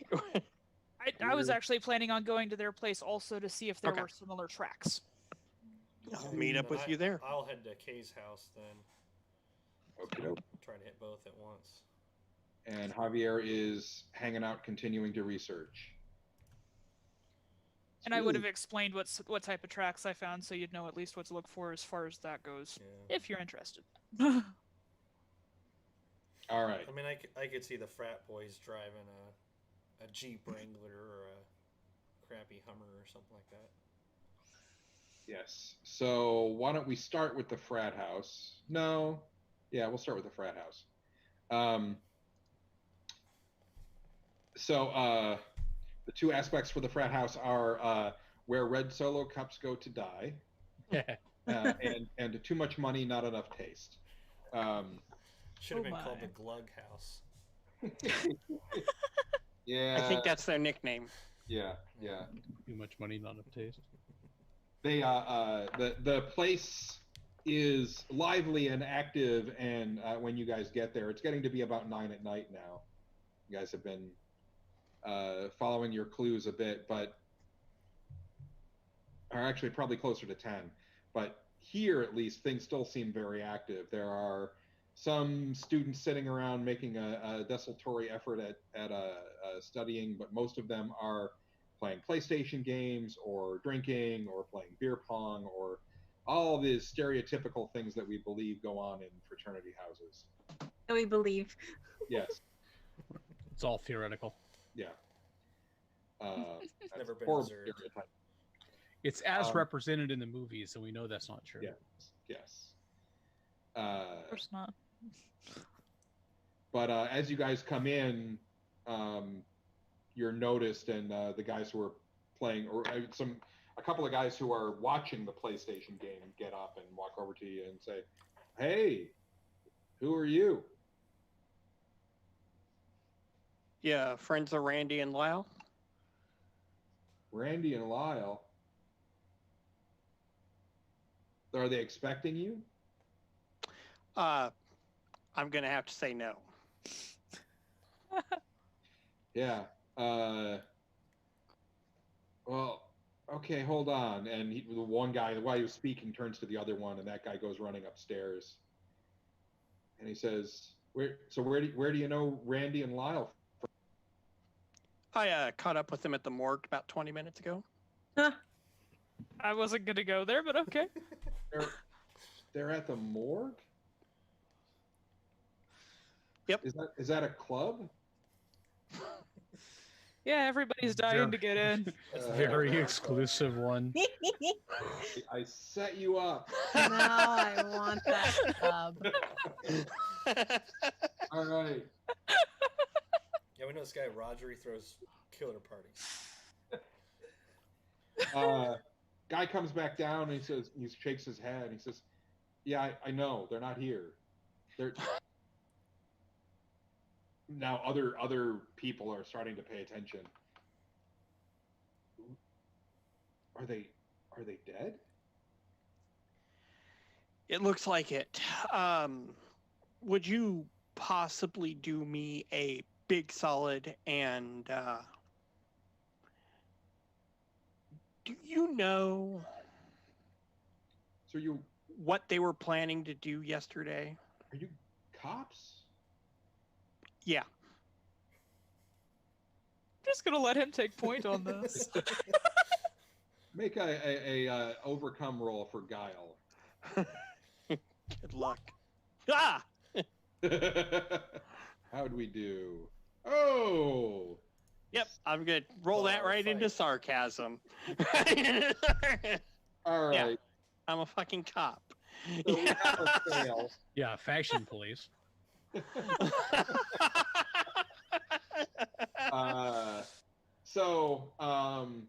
Rather than slow us down, I'm just going to increment the mysterious red thing on my token. Ad says, would you like to invoke an aspect?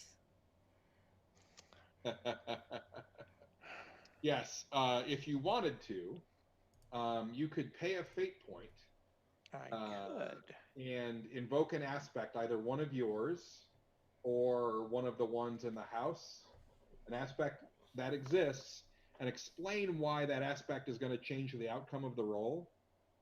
And then you would end up with, you can either get a re-roll or just add 2 to your roll, one or the other.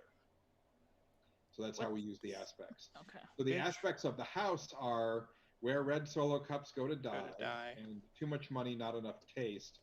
Those are kind of complicated to try and imagine how that might work. You can do it. Well, I'll just challenge him to beer pong. I'm the Red Cup Police.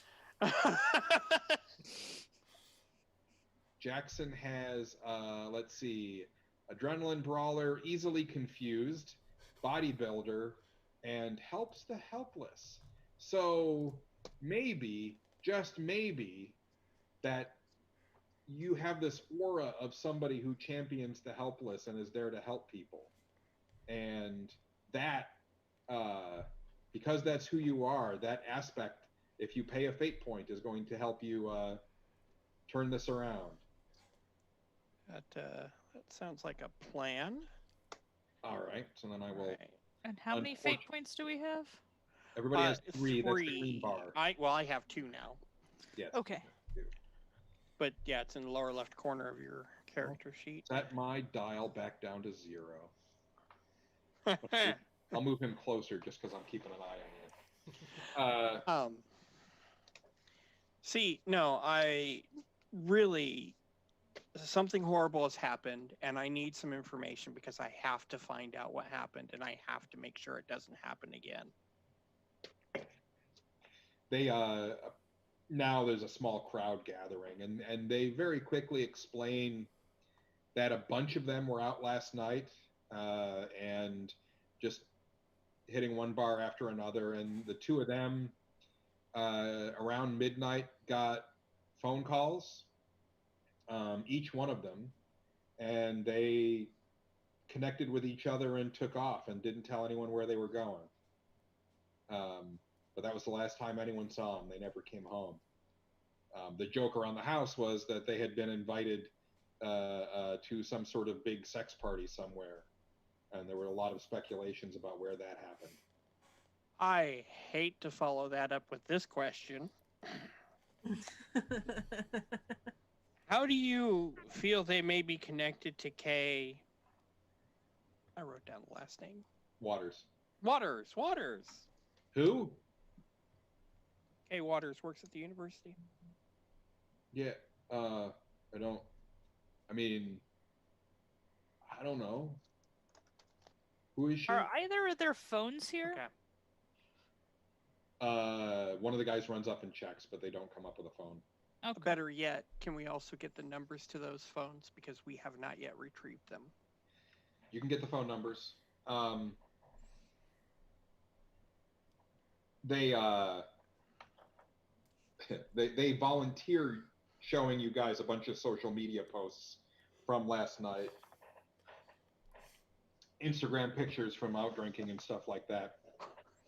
I hope Gideon gets something out of it. But basically it just corroborates what they're telling you, that at some point last night they got a phone call.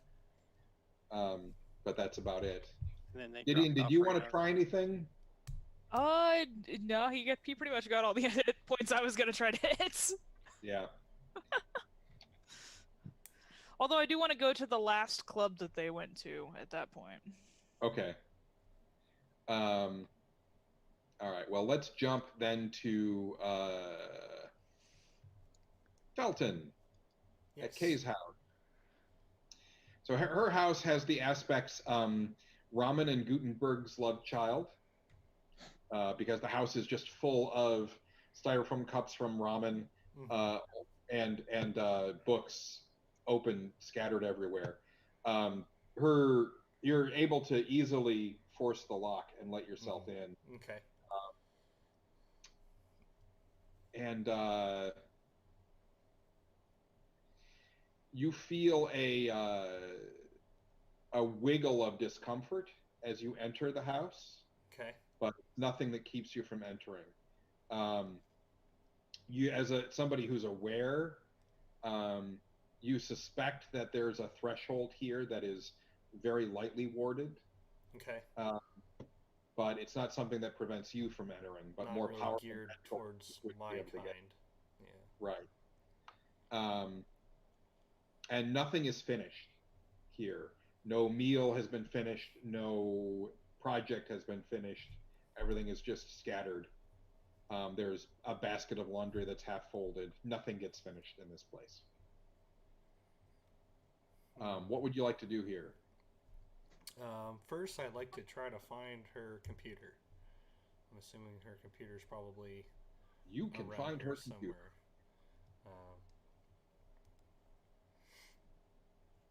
See if she's left it on in the middle of, I don't know, typing a essay or something like that. Or if it's locked. So it's there's protection on her computer. Do you have any sort of ability to hack that? Not really, but I'll look underneath like her desk or in desk drawers and see if she wrote it down somewhere. Okay. She kind of seems like she might be the one to forget things all the time because she's always doing something else and it's easier just to write it down. That is entirely possible. So let's say you're trying to overcome her computer security and you're trying to use guile, or what else are we trying to use here? I mean, I'd maybe, I'm trying to think smart about this. If I Intellect forget, work. yeah, I'm gonna go for intellect. All right. Make a quick check for me. Oh yeah, 4. Oh, geez. Yeah. Okay. So you get on her computer and into her bank records, and no, her bank records are actually not hard to get into. There, she's broke. She's a grad student. It's no She secret. was eating ramen noodles everywhere. Yeah. Yeah, yeah. She doesn't have enough money to protect. Um, you find I'm just going to give you all kinds of stuff from the house based on Yeah. that role. So she was not very active in social media, but you find some emails on her computer in which she crows about some of the relics they have been finding at the dig. She just refers to the dig, and how those are going to advance her career. It's going to make her career. Publishing about them is going to be groundbreaking, blah, blah, blah. She's very excited. You also find a stash of love notes from someone who signs her name L.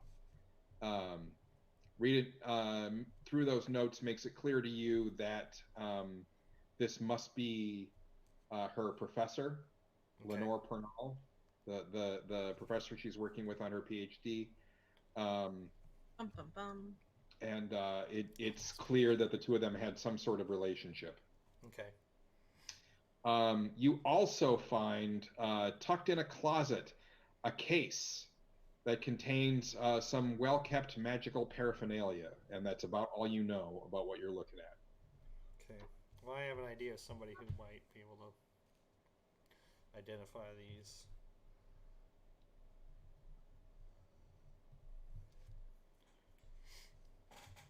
So that's what you are able to pull out of her house. Okay. And at that point, if I haven't heard back from the two going to the frat house, that's probably where I'd probably go straight to or text Javier and see where he's at. Meet Okay. up with him. Javier is working feet up at his desk in his office, the way he spends most of his working days when he's not playing solitaire. Idly looking at a computer screen that's long since started to bore me to death and drinking scotch. So Javier, you're trying to research the obsidian. Expensive scotch. Of course, yes. Oh, Life is too yes. long, too short. Well, I finally added my third aspect. I added gentleman thief. there you go. I like it. Okay, so you you spend some time doing some additional research. How are you going about that? Well, focus, I'm sure. Spending some time cross-referencing any incidences of ritual or rite. I do. I've been here a while. I probably have potentially contacts on the Paranet, somebody who might be able to help me find out more about magical rituals. Sure. I was wondering if I could do that.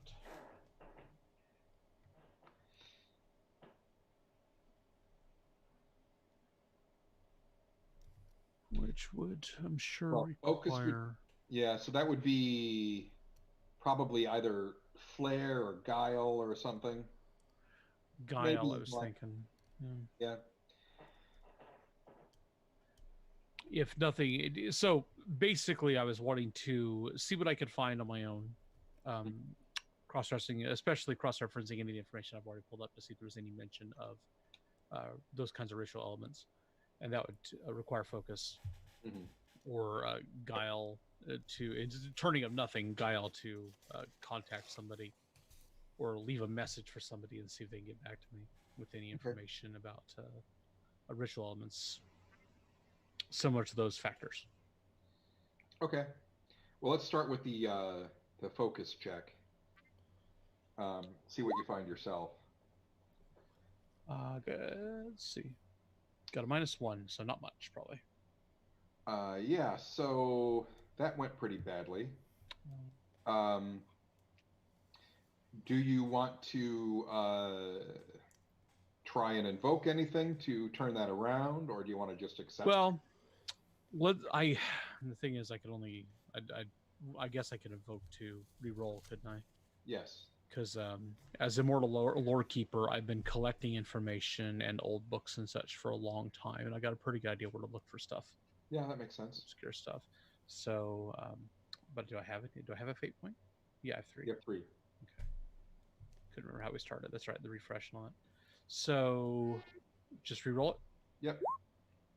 Got a 2 that time. Okay, so that's enough to get you some Fair. decent information. You're again, obsidian is used a lot by primitive cultures. It's actually used a lot in other countries as a surgical instrument and experimentally in the US, but it's not legal to use for surgery or in any other medical context in the US. But in other countries, there are some examples of countries that are using obsidian and other sorts of glass blades. The advantage being that at the microscopic level, a glass blade is much sharper and a much cleaner edge than even the best steel blade. So they make much cleaner cuts, which leave much, for something like cosmetic surgery or things like that, they leave much more minor scars and stuff Right. like that. So they're sought after for those reasons. But it's also, nice primitive tech. The interesting thing about it is it's used primarily in places where obsidian is easy to get. So places where volcanic activity is prevalent. Right. So in the American tribes and stuff like that in this part of the world, because there aren't volcanoes in this part of the Americas, that didn't happen very much. But further south in Central America, there were some. So. Okay. That's something, I suppose. Yeah. So, I mean, cross-referencing that with some of the heart cults and stuff like that, you obviously see some of the Aztec and Mayan things. Why ravage the body? Right. That may have just been an attempt to try and cover the nature smoke of screen. Yeah. So, all right. So that is a bunch of legwork, and that's about all you can do tonight, unless you want to do some real snooping. So unless you guys wanted to do something like go snooping somewhere, it may be time to have your characters go to bed, and we will start doing some more investigation the next day. And I was going to suggest a 5-minute bio break. Yeah, okay. I was going to say, did we want to go to the bar tonight, or do we want to go look at it in the morning? Tonight's probably a bad idea. Yeah. What time of day is it? It is about 11:30 at night. Vagabond serve breakfast? No. Not that very well. They have coffee, and you can get a bagel. As long as they got something. But there is that pizza place nearby. I don't know if they serve breakfast either. I don't think so. No. There's a French cafe a couple blocks down. Yes. Oh, I love I it. love La Galette. It's really good. I've only been there once, and it was delicious. All right, so we'll return in about 5 minutes. Quarter after. All right. Sounds good to me. Yeah, sounds good.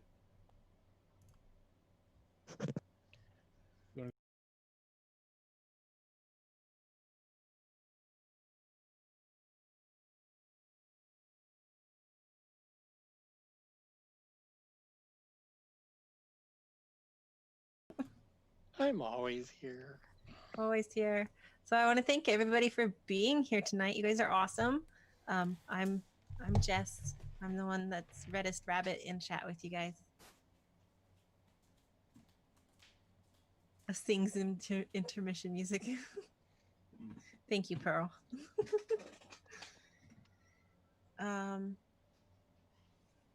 Oh yeah, that's another thing we're gonna do on the channel, but it's a little less. It's more on the what's the words?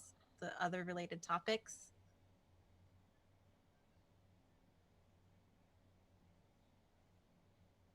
Is that what it is, Richard? Huh? What's the thing we say in the podcast? Oh, Mostly and related mostly material. every There other, we go. and mostly other, or mostly related material. I Yeah, have that's no the idea. one. So anyway, I just we'll show up. once we get affiliated on here, we're gonna do some Twitch Sings, which is a really fun karaoke game to play, and we can all party together, and it'll be a lot of fun. So, and it's not necessarily role playing, but I think it'll still be great. Was I gonna? Oh, I was. Yeah. Oh, that's what I was just gonna say. I could just say it. I don't have to type it. But yeah, that those first few weeks, we actually watched both YouTube and Twitch chat, and we have absolutely zero YouTube comments. So Right. that's why we just focus on the Twitch chat right now, because Twit was more interested in participation. Pearl, we would love that. Pearl says that she'll get a wild hair and compose us some channel music. You haven't. Oh, you did get to hear some No. of her music last time you were on stream with her. I Right? did, and she even sang So "We're if Going to people Kansas City" buy to me tokens real or quick. bits and tip the channel, does that help affiliation? We can't do that until we're I don't think, affiliated, right? I don't think we can get those until we're affiliated. But here's the thing: once we are affiliated, a lot of Twitch stuff opens up for us, including being able to integrate the stream. What's that? Like the stream things, like the bits and the. We've been doing more channel podcasts interaction for and- 8 years now. We're just Yeah. now expanding into the video space. Podcasts are nice. Eric spends a lot of time cleaning up the audio on those. Yeah. So even going back, it's high quality. Yeah, the podcasts are really good. I apologize. I'm going to drink. So what we may look into doing, it's possible, and let us know if you guys are interested. We might actually stream the podcasts live, like on the days that we record them, and here on Twitch we'll stream them live, and then Eric will go through and make them polished for producing into podcast production as well. At least as long as we're still in the new normal and doing things over Zoom. Right. We'll have much better quality again once we're in a studio all sitting together. Actually, everybody's mics sound pretty great tonight. New microphone. There was investment involved in that. We'll have to see how it rolls on Eric's end, but yeah. Right. So it's understandable he wasn't happy with how he sounded the first few times you did remote recording. Right. That was a pretty heavy blow for us when we had to start social distancing. And Yeah. Well, and a lot of it was getting used to it. Right. And Pearl says that she thinks it's a great idea to do the podcasts live at first. So also, the first couple of times we did this, the first time we didn't get separate channels clicked on, I don't think. And that's helped because he can actually strip background noise of each person's mic for their individual rooms they're in, and then edit the different channels together. We've had some other technical issues, and we think we may have found a way around some of those too. So we're looking forward to how that's going to work. We have 2 podcasts to record tomorrow. Oh yeah, you guys should check out Exposition Street. It's a new podcast that Eric and Richard and Vanessa and Jason and Kid are all running together. We're getting our feet under us on that one, but yeah, it's a look back review of geek style classic movies. Mm-hmm. They're available on streaming services currently. Last week we did Willow. You should totally listen. Yeah, they released the Willow, and then tomorrow they're going to record Constantine, and they'll release that pretty quickly because they're running those podcasts in a different way. Yeah, different format. Did we ever lock down the next one? Huh?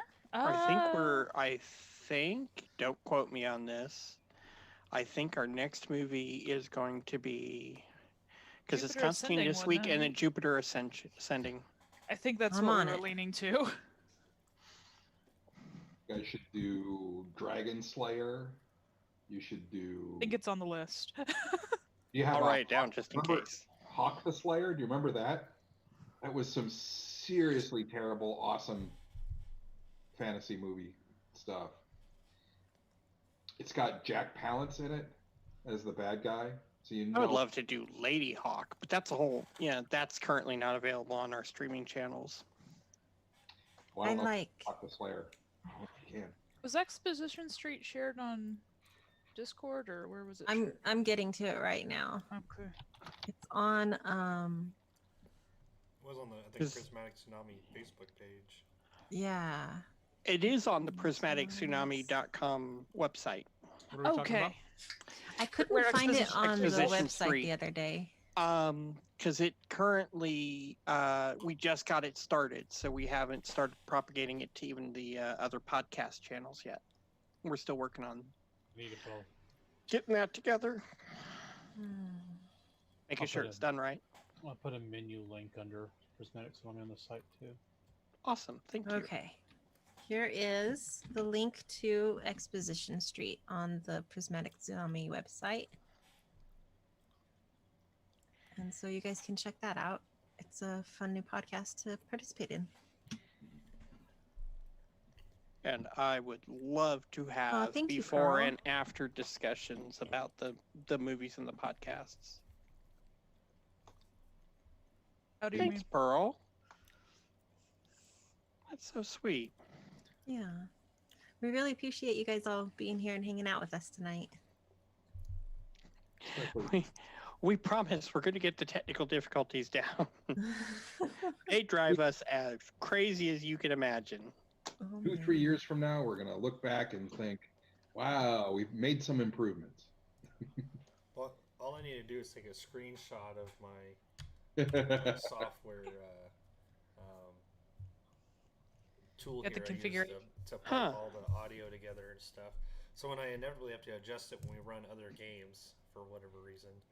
Maybe you It's could like do a this- Windows Yeah. S shift now. Well, we had discussed Just saying. like having you teach other people how to do it so that you didn't have to always do it. So we should Now, do- see, I would just cheat the other way because I have a second laptop. I would run OBS on my second laptop, pull in a quiet stream of Zoom. So I would grab everybody's mic through Zoom in the first place, put it together with the Roll20 on that screen, and OBS it right out of there. So I'm actually doing my gameplay on the separate laptop. So it all Yep. gets picked up the same. There's Yeah, no I mean, it's not two like I channel don't have like pickups. 8 other computers sitting around here. I could probably do that with. I know, right? Why would somebody have multiple computers in their house? I've so got- one I've got last thing the- I did. So I just have the Artemis computer sitting around not doing anything. So Oh, that's right. Oh, so as soon as this is over, we're all gonna go over and play Artemis, right? just gotta Right. figure out how to play Artemis over Zoom. One last Sounds thing I It's did want unnecessary to. since we can play it over Steam. Right? Sorry, Jess. Oh, it's okay. One last thing I did want to mention before we end our bio break was our push to get affiliated will also help with like getting more funding for the Tsunami Con and like getting our feet under us Yeah. for getting that run later this year online. So, yeah, I'm looking forward to all this effort and stuff. Right. We have to watch some of that too because it's a business thing. The business and the community have to be kept separate. They have different budgets. Well, we have a. I can't It's remember what it's technical. called. Yeah, Technical. I have very an technical. agreement between them because one of them can accept donations. Ted says Happy Jacks has Ah. gradually built up a handful of people who can handle the stream tech. Oh yeah, nice. Yeah, they've been at it for about they've been at it for slightly longer than we've been doing Metagamers Anonymous and have a bigger Does- audience. Does Casey Rift do all of the Wizards of the Couch tech? I believe so, yeah. Man, Yeah, I can't imagine having just one person. That's why I don't want Ken to have to do it. Like, we need more people. Well, I'm not sure what exactly all that tech entails either, because you're talking about a bunch of stuff. They work together as a team. Yeah, Mm. I mean, Yeah. yeah. And if Well, I'm I getting assume they're OBS using figured out. OBS and stuff. Yeah. James Duffy has that Twitch channel, for example, that he does that he's constantly doing active stuff on, and he works with Casey Rift on all the con stuff. So I think Alrighty. OBS is fairly straightforward. It's just a lot of time if you want to manually set up all the scenes and everything like that. Like you could have, a whole week of not doing anything else to get it all set up. So The that's why I just artwork do would the- take me the most time in the GIMP, Zoom but work. Yeah. well, we could ask Justin if he'd do some graphic templates for us if we knew exactly what we wanted on them. that would be the point, is making sure I know exactly where I need it. Mm-hmm. Otherwise, I'll drive him crazy, but I can put some notes together for what I need. Anyways, that's all business stuff. We'll talk about that tomorrow at the podcasts. All right, guys, you ready? And this is where we continue. Yes. So, you guys have a bunch of information about those bodies. You've been to their homes. You have a couple of hints at other things that might be involved. What do you guys feel like looking at next? Do you have a sense of where else you might look? Well, I that's have the bar bars. the men were. I have two ideas. One is kind of investigating the bars. That's a cold investigation. A slightly warm investigation would be if we have any contacts who can get us cell data that we can possibly find out the last known position of the two frat boys' phones. Actually, would the cops be able to help us out with that? Because she asked if there was any way that she could help.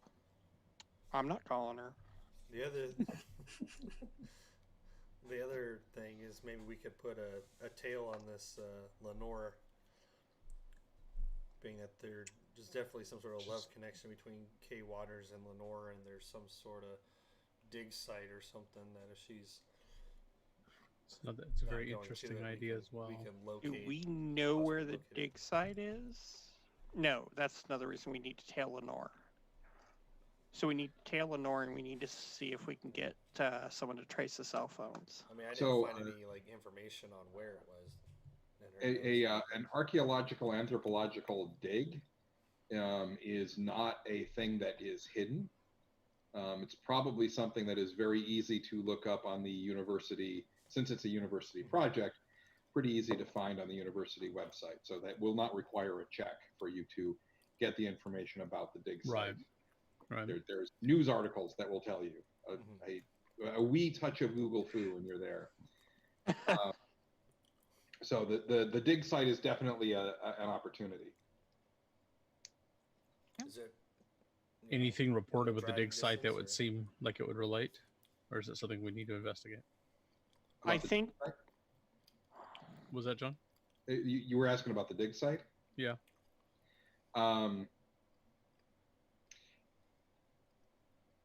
So a lot of that depends upon what Felton found in Kay's house, which includes the case that you haven't necessarily looked at. Yeah, And, it's probably something I would have shown him the night before. So if he wants to, Yeah, we can take a look at that. yeah, Um, because I think after we do that investigation, someone should call the detective, see if there's any way we can get a phone trace done on those numbers, and then I think all four of us should go to the dig site. But I'll let you guys look at that paperwork.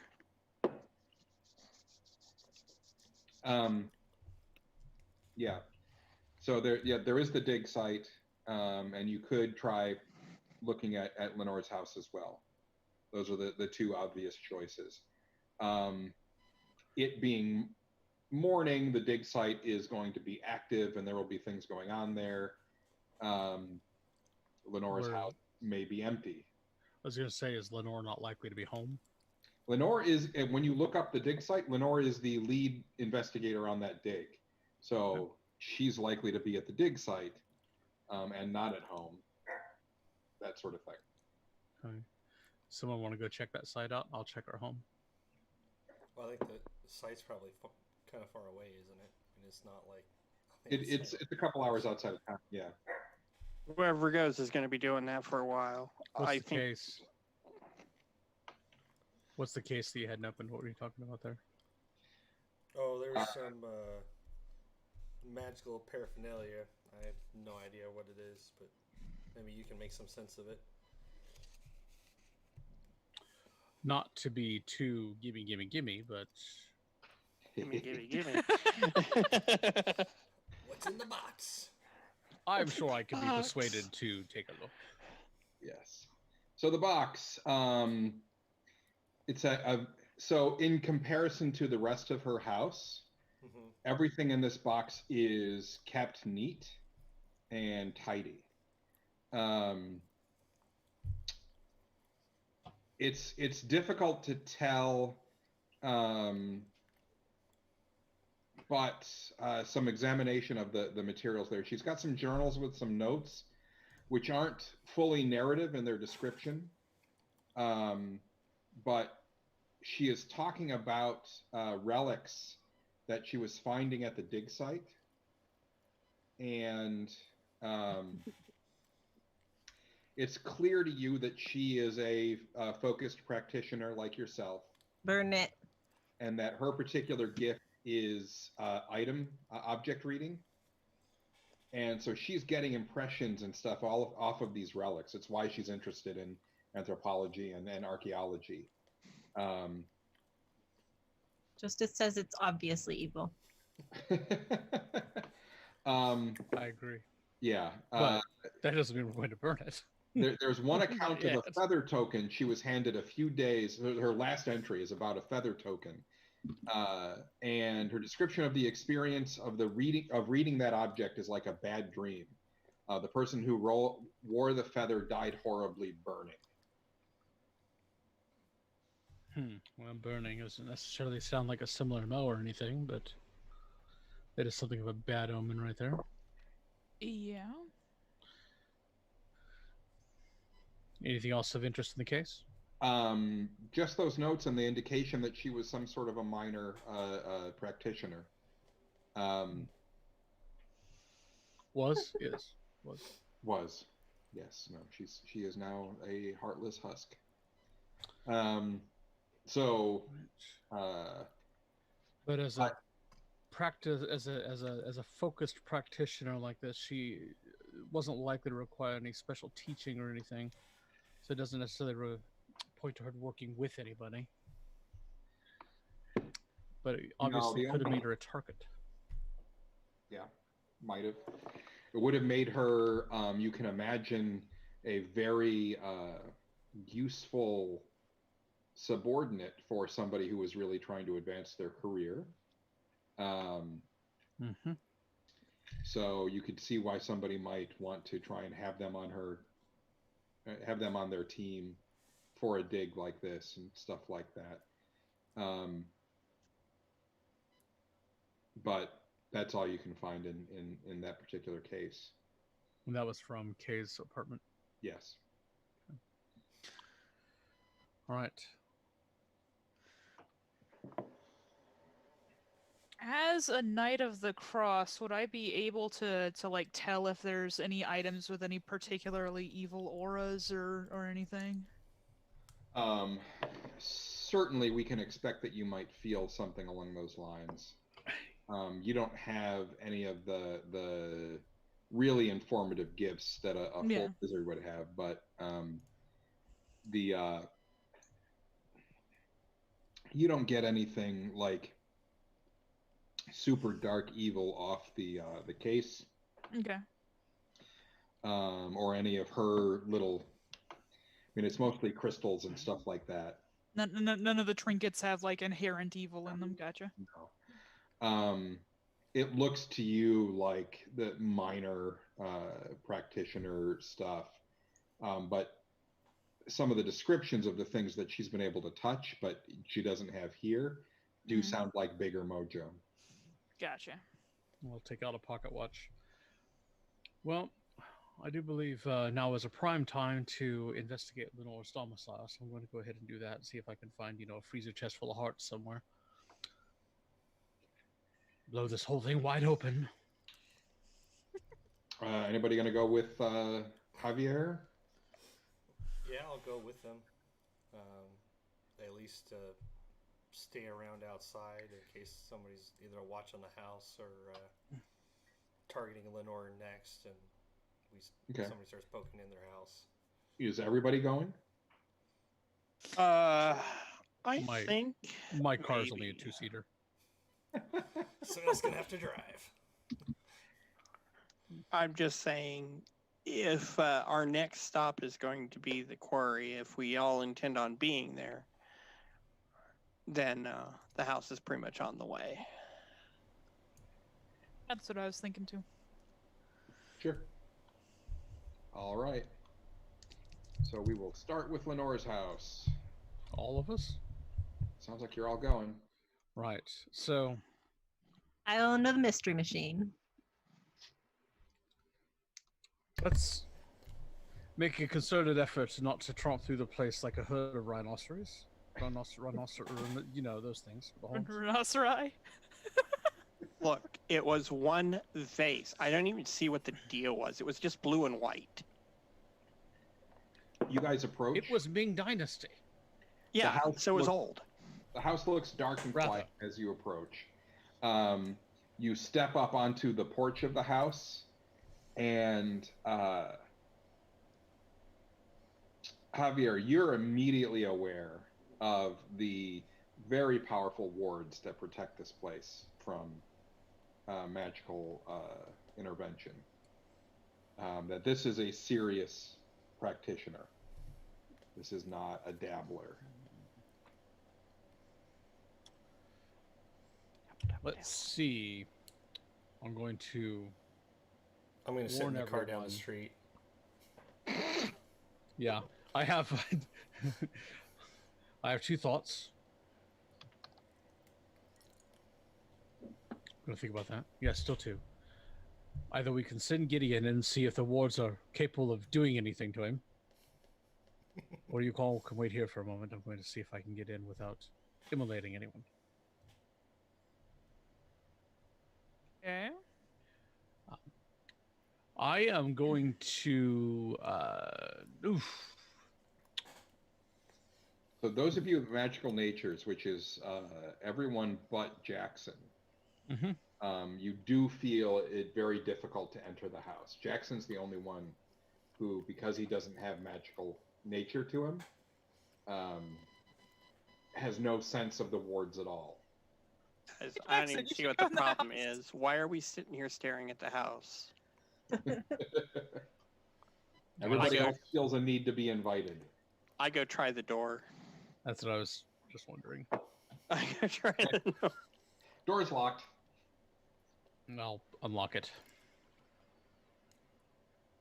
You will?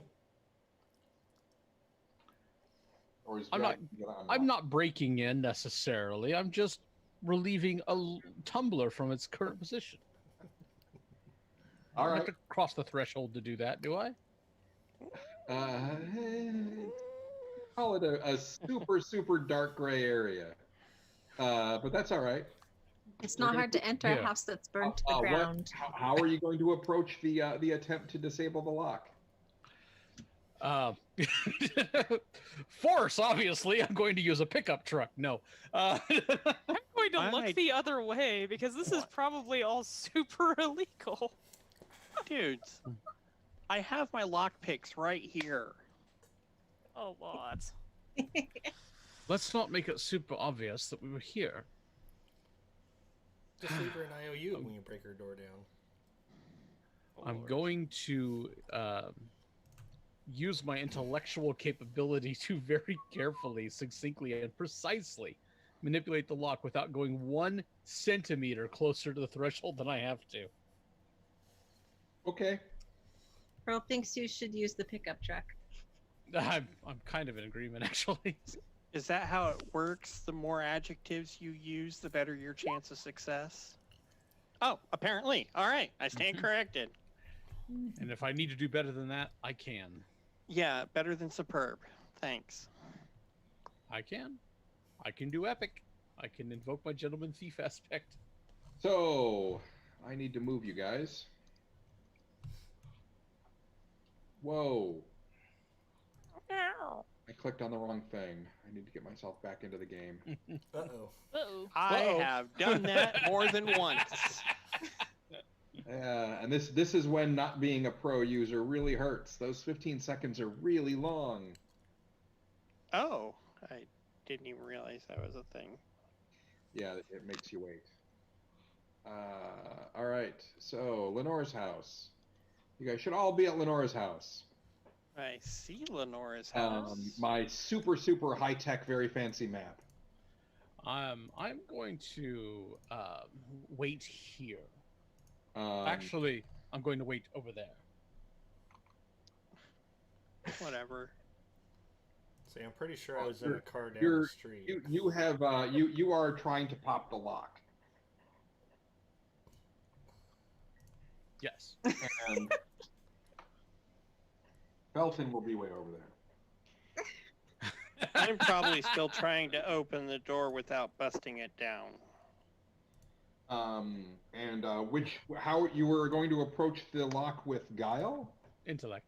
Intellect. All right. Precision. Is that the roll you've just done, or is it 5. Yeah. 5? Oh, well, all right. Gonna stand guard. So you are able to pop the lock. I want to check. As we perceive your character right now, your gifts are all related to recovery and healing. Yeah. Okay.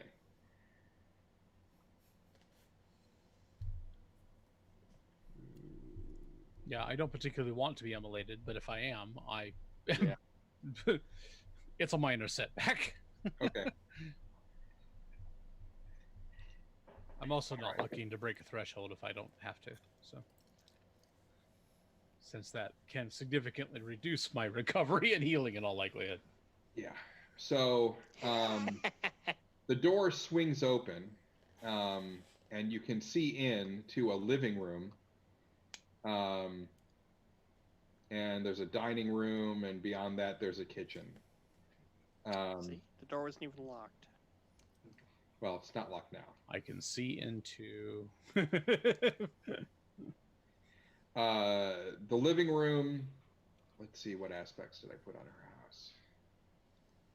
her house? It's a well-warded magical fortress, and you can immediately feel that you are not welcome there.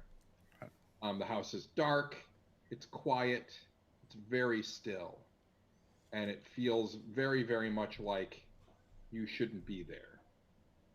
That's my favorite place to be. I'm in danger.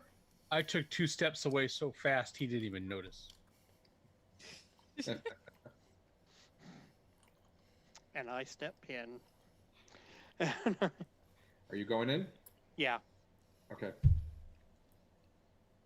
The van with Scooby snacks. This is the same feeling I get when I go to Vampire Dens. I don't see what the issue is. I apologize, friends. I can't actually remember. Is anybody a vampire tonight? No. No.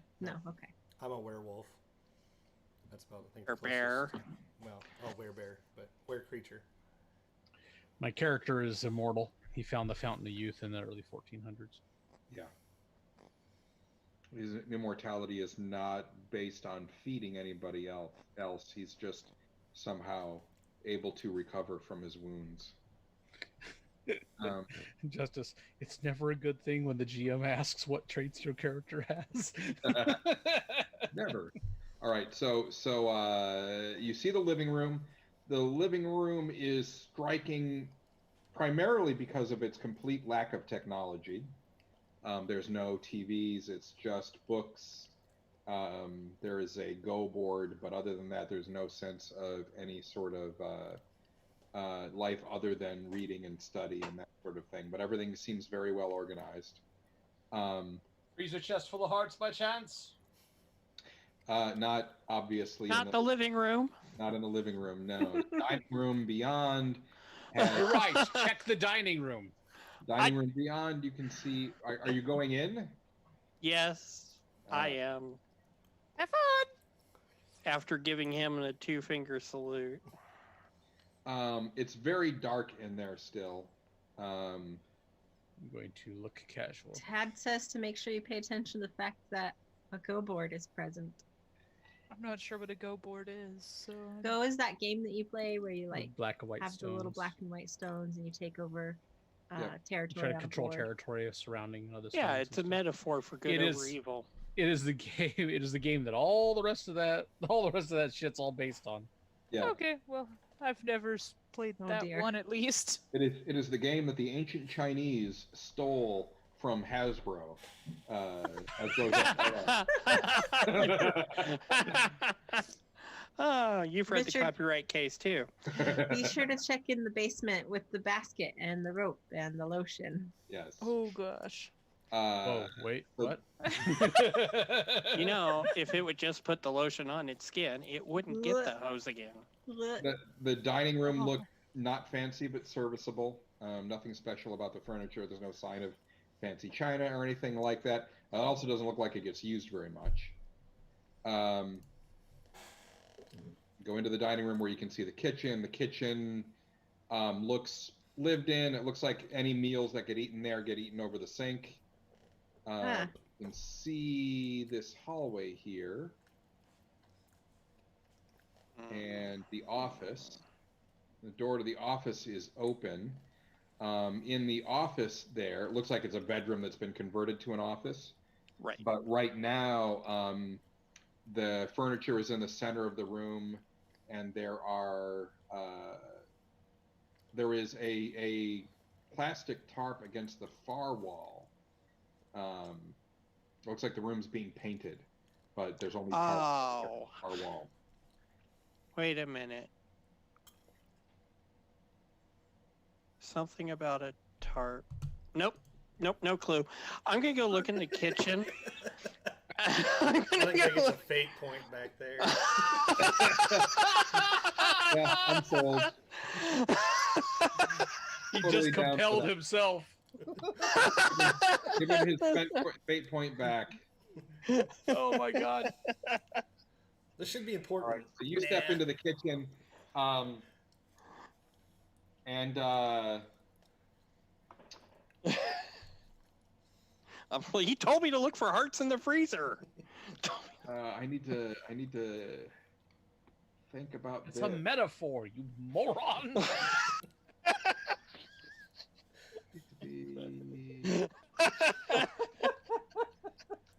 I'm just gonna laugh myself over here. It's okay. Yeah, painted like mafia style. All right. So I want you to do me a favor and make a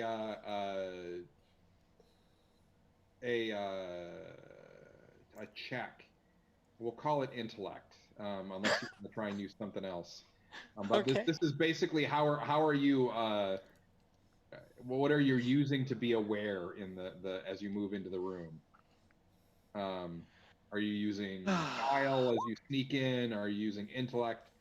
I don't think it's flair. Probably really isn't focus. Probably is intellect. Yeah, Um, intellect works for me. it's just not great. I'm fast, forceful, and I do things with style. That's fine. But yeah, I rolled a 1 on my intellect, so Okay. So you don't hear what's coming. Javier, I want you to make an intellect check for me.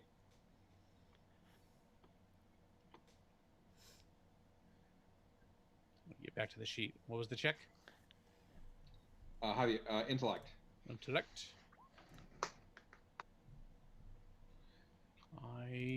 Wow. Wow. All right. -1. That was the least intellectual I've ever been. Yes. wow, you rolled 4 minuses. That was a significantly unintellectual roll. each die has a chance of rolling a plus, a minus, So- or a blank equaling. He rolled Whatever all happens, 4 minuses. I damn well deserve it. In fact, Javier, if you're- whatever happens to him, I'm going to go ahead and be a gentleman and let it happen to him. You are on the porch trying to look casual Yes. as you and Gideon stand there and talk about the weather. Right. None of you hear in the shadows of the house, deeper in the house, a creature come out of the bathroom and stalk around and actually attack Jackson. So what I have here is a Are there any Not aspects you'd failure like to invoke? Not Oh, yet, never mind. Reddist, because now that he's attacked me, I get to kick in my high concept. so I'm not dead yet. That's the joke. F in the chat is pre-death, and it's funnier. I'm happy.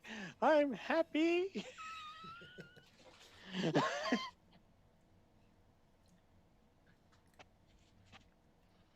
I mean, no wait, we're rooting for you.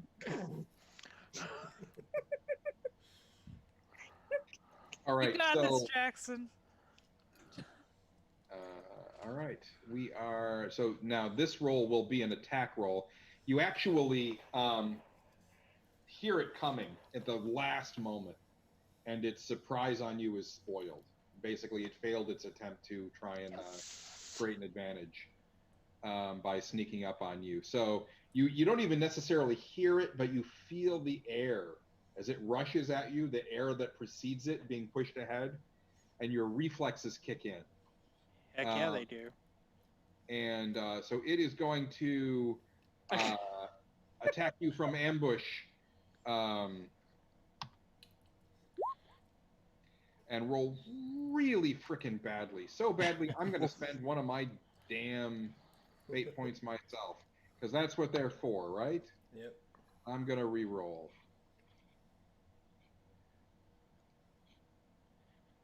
This is basically a scene from a college slasher film.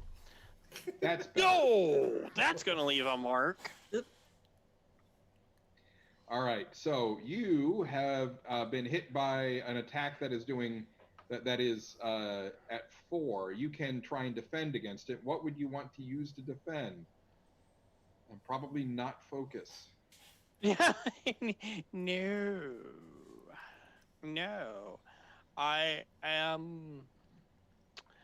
If I can't just turn around and try and knock it to the ground before it gets a chance to. Nope, it's ahead of you on that one.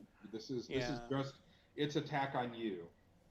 Right. I was trying to swing low to deflect its blow. That'd be a haste.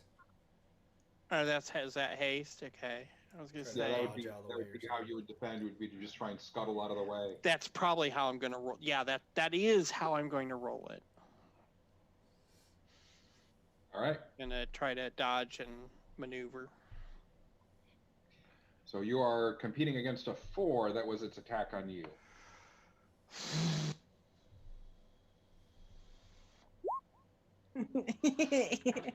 All right. So right now you've been hit, and it has what the game calls shifts. So it scored a 4, you got a 2. So it has 2 shifts on you, which is going to do 2 points of stress damage to you. Or you could invoke something that you have that might protect you. That would cost you a fate point to invoke it, since you don't have any free invokes right now. But if I do that, that gets rid of the 2 remaining points, right? Well, it would get rid of the shifts. Yeah, it would get rid of the shifts. Now, keep in mind the shifts, that stress damage you get back after every scene. So that stress damage is really ephemeral. Whereas the fate points are fate point would be gone right, until I did something really stupid again. which we appreciate. I mean, confused. Yeah. Okay, fine. Then I will take 2 stress tests. So I just do the 2 little check boxes. Yes. Okay. And I'm going to do the 2 on your, which is separately, since I Sorry. couldn't find a way to connect them together. I could have spent some time showing you how to do all that weird stuff. I'm sorry. Well, it's actually a vagary of the character sheet because it has a separate box so you can check them off. Oh, so it doesn't count. Yeah, it doesn't count up. So it's a stupid problem. All right.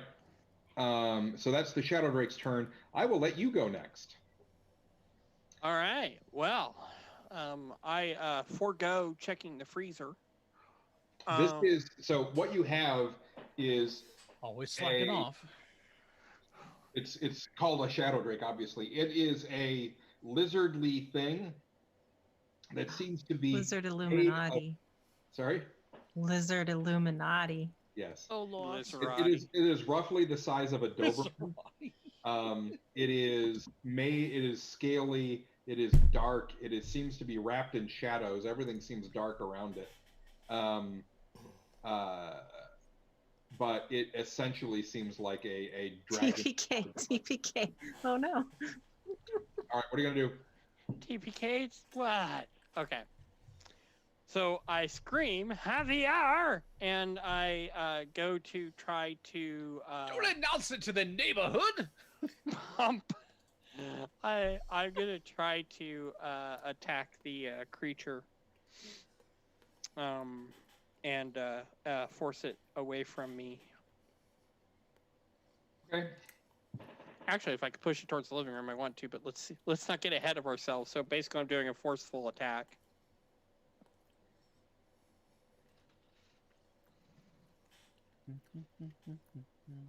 Is that in just roll force, right? Yep.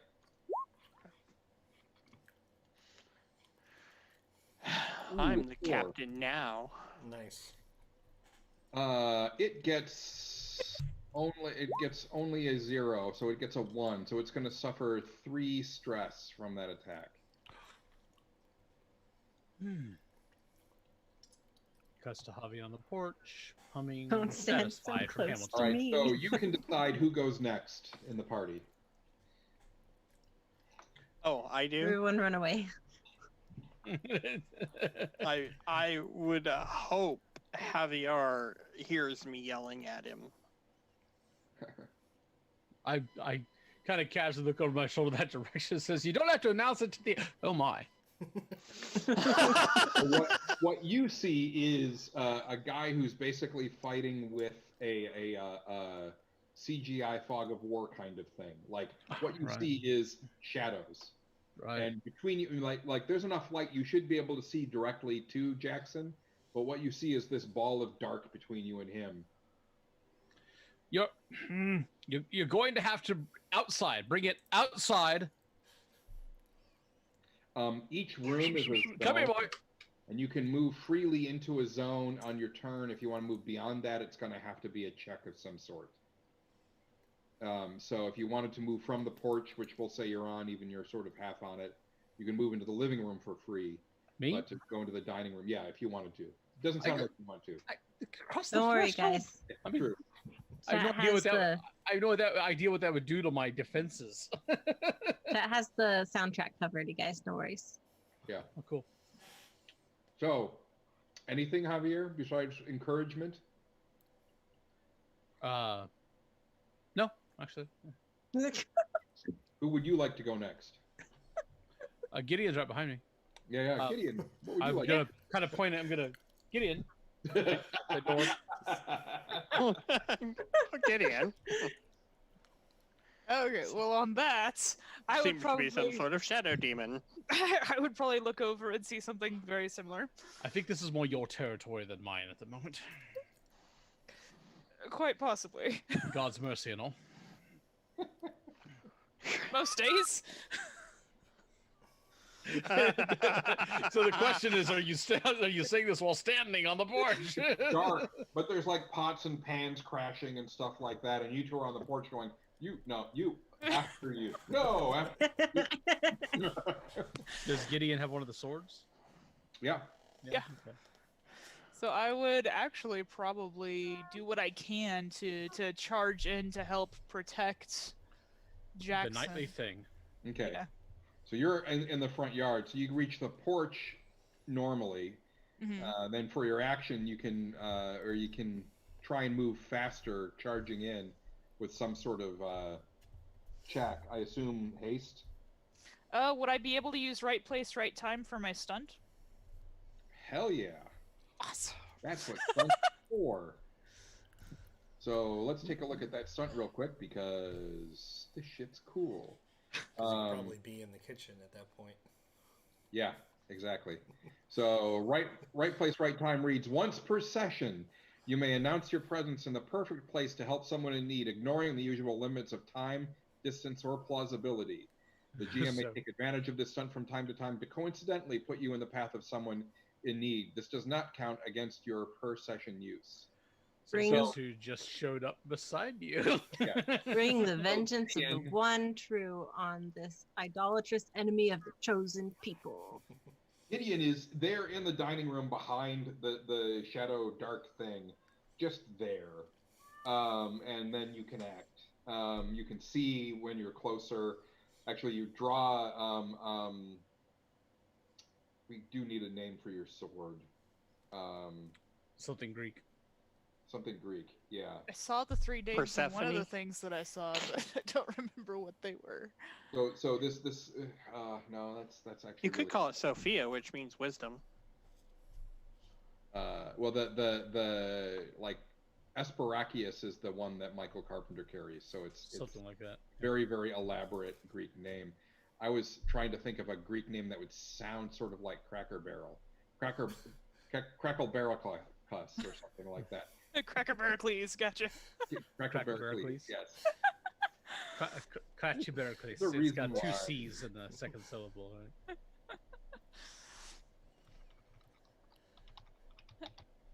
All right, so you swing, you draw Cracker Barracles, and your abilities are dampened because of the threshold here.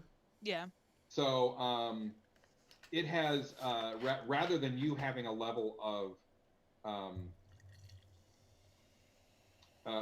scale on this Shadow Drake, which is just supernatural, you're actually reduced to normal or supernatural here. So you're on an even playing field with the Drake. Okay. So how would you like to approach attacking it? I was actually thinking, if possible, to use focus to like deliberately swing my sword right at it.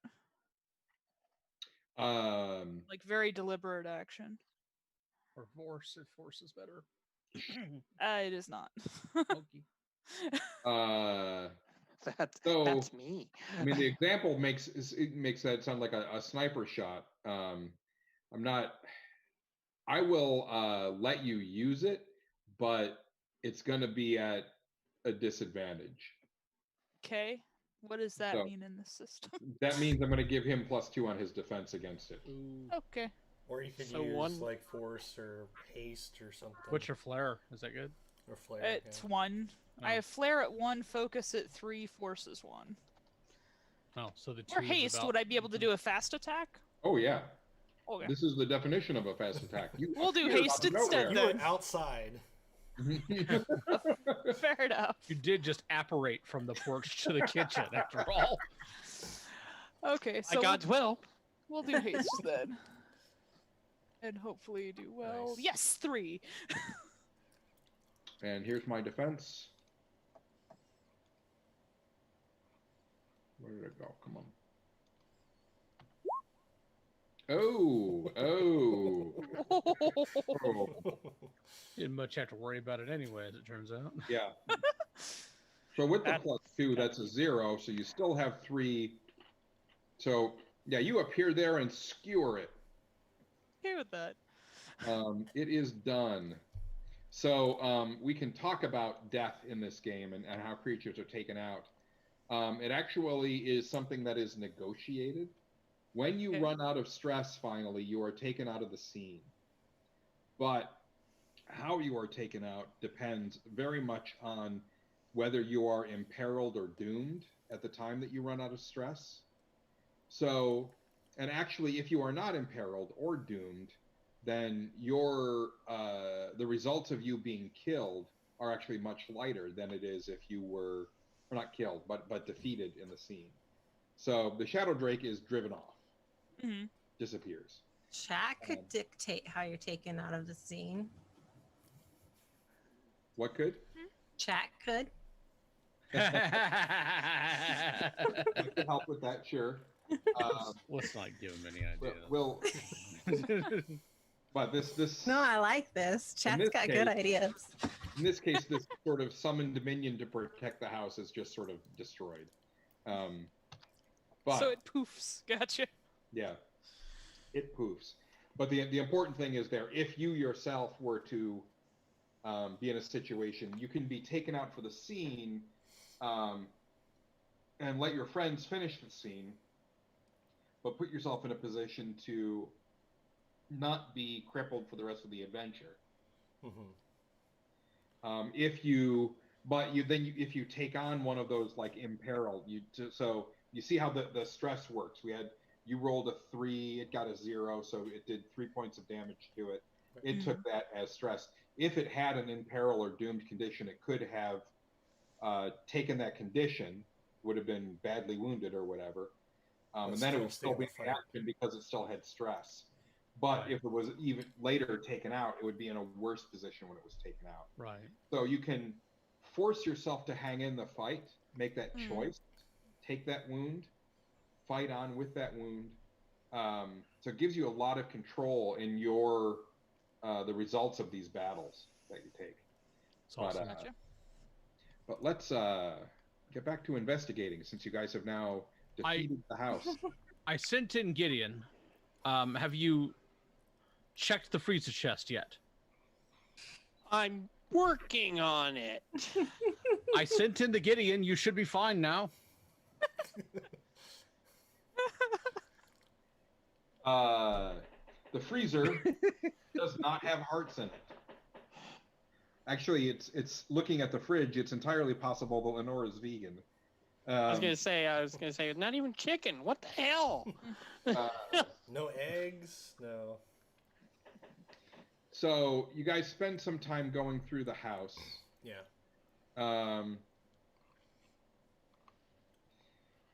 By you guys, you mean those two who are already in the house? Yeah. I mean,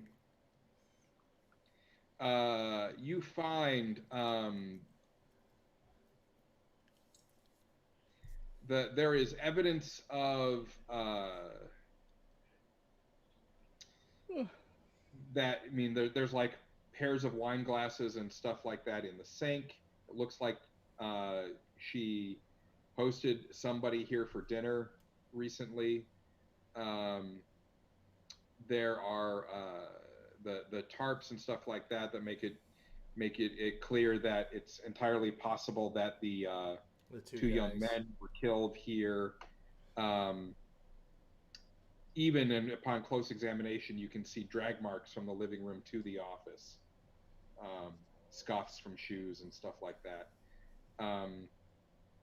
The paint in the office, the new paint, matches the paint chips that you found at the river. Jackson, why didn't you mention the paints? I was going to the freezer when I got jumped by Dark and Smoky. The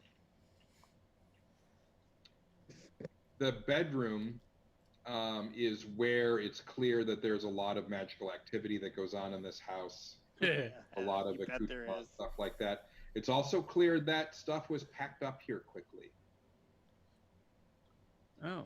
That there's the closets are open, some clothes are missing, hangers are just sort of hanging there. A couple of drawers sit open and are empty. There are books off bookshelves, that sort of thing. This place is not occupied at the moment.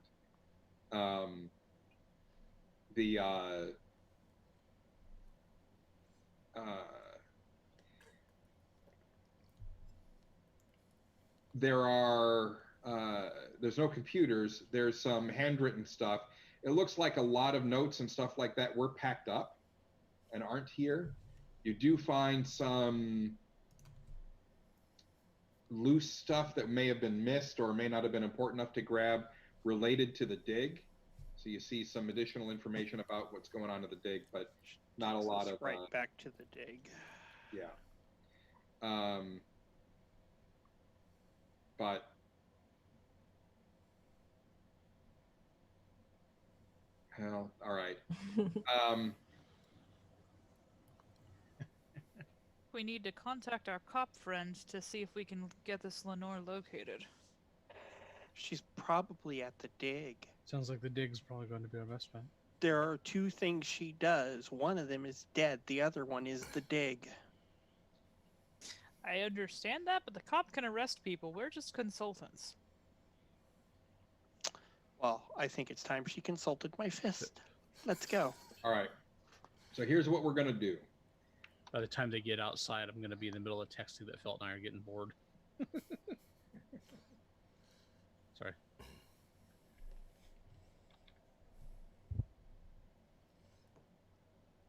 It takes me forever to text anything. Oh, since the Zoom names are actually visible for the viewers, maybe you guys should change your names to your character names. Ah, I ahead of the game. could, but that might make sense. All right. Yeah, we're so used to doing it in Roll20. We are going to cruise fast through the dig site information. I'm just going to hand it to you because we only got about an hour left, and I want to get to bigger, better scenes. So Hey, what you go out to the dig site. Lenora's not there. Another professor who's working on the dig is there. He's pissed off she's not there because she hasn't been there for a couple of days. Ever since they found the big skull, and they wouldn't even let him look at it. It's really aggravating. Skull. This is the dig site is unusual because it's an Olmec village. Not Olmec, sorry, it's an Osage village. But this burial thing that they have been digging up is really unusual. A typical Osage burial site would be just a hole big enough to put a body kneeling in and then filled up. They were very, very much not ceremonial about that or not in grand ways. Mm-hmm. This burial site is big enough for spaced out 5 bodies surrounding a 6th body. And what's really striking is their forensic evidence as they've escalated the 5 outer bodies is that each one of them was buried alive. And they were powerful medicine folk of the Osage tribe based on the relics and tools they had with them Did when the they were buried. skull coming from the center? The body? skull was found in the body on which was excavated last, the center person. This guy whose name is also Fenton tells you that what was really unusual about the skull and what they had thought they would find is that this person in the center wasn't Osage. His flattened skull made him probably somebody who was Mayan or Aztec, the way babies are carried around on boards and they have their skulls flattened and stuff like that. So he had that sort of unusually distorted skull, which is not something that the Osage Indians did. But beyond that, the things that he carried were absolutely stuff that you would expect to find in an Aztec, Olmec, Mayan site, including the obsidian dagger that was there, including the jade decorated skull, that both were things that she was so excited about that and there's the skull. Oh my. She was so excited about she wouldn't let him get near it, and she and Kay took it home immediately. And he thinks there's something going on with those two. It's just Right. not cool. Not anymore. I mean, I'm the other principal investigator on this thing, and they're blocking me out of everything.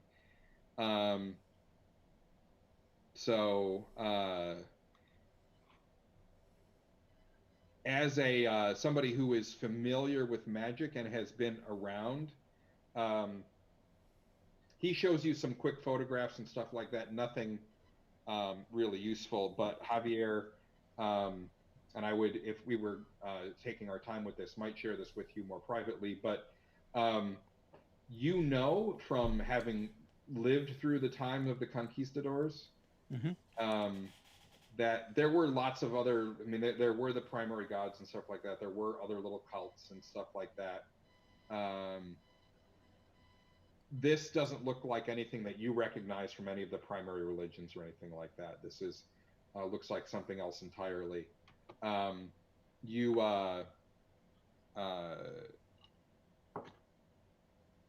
But you remember a story about an Aztec cult, death cult, surrounding a dragon, and they were driven out from the villages and fled north, trying to escape the Aztec warriors pursuing them. And so they fled into the plains of what's now America, and disappeared there. And everybody just assumed they had accidents and died or something like that. And so the fate of this tribe, and you were a young man at the time of that. This was, I mean, you had been to the Fountain of Youth by then, and were now back with the other conquistadors, but you were keeping a low profile at the time. But you had heard stories about this from wasn't doing as much pillaging as the others. Yeah, it just didn't seem to matter so much. But at any rate, so this is something that you were aware of, and that ties back to your history. Okay. I'll share some choice tidbits with my co-conspirators here. Kind of expound on some of that. And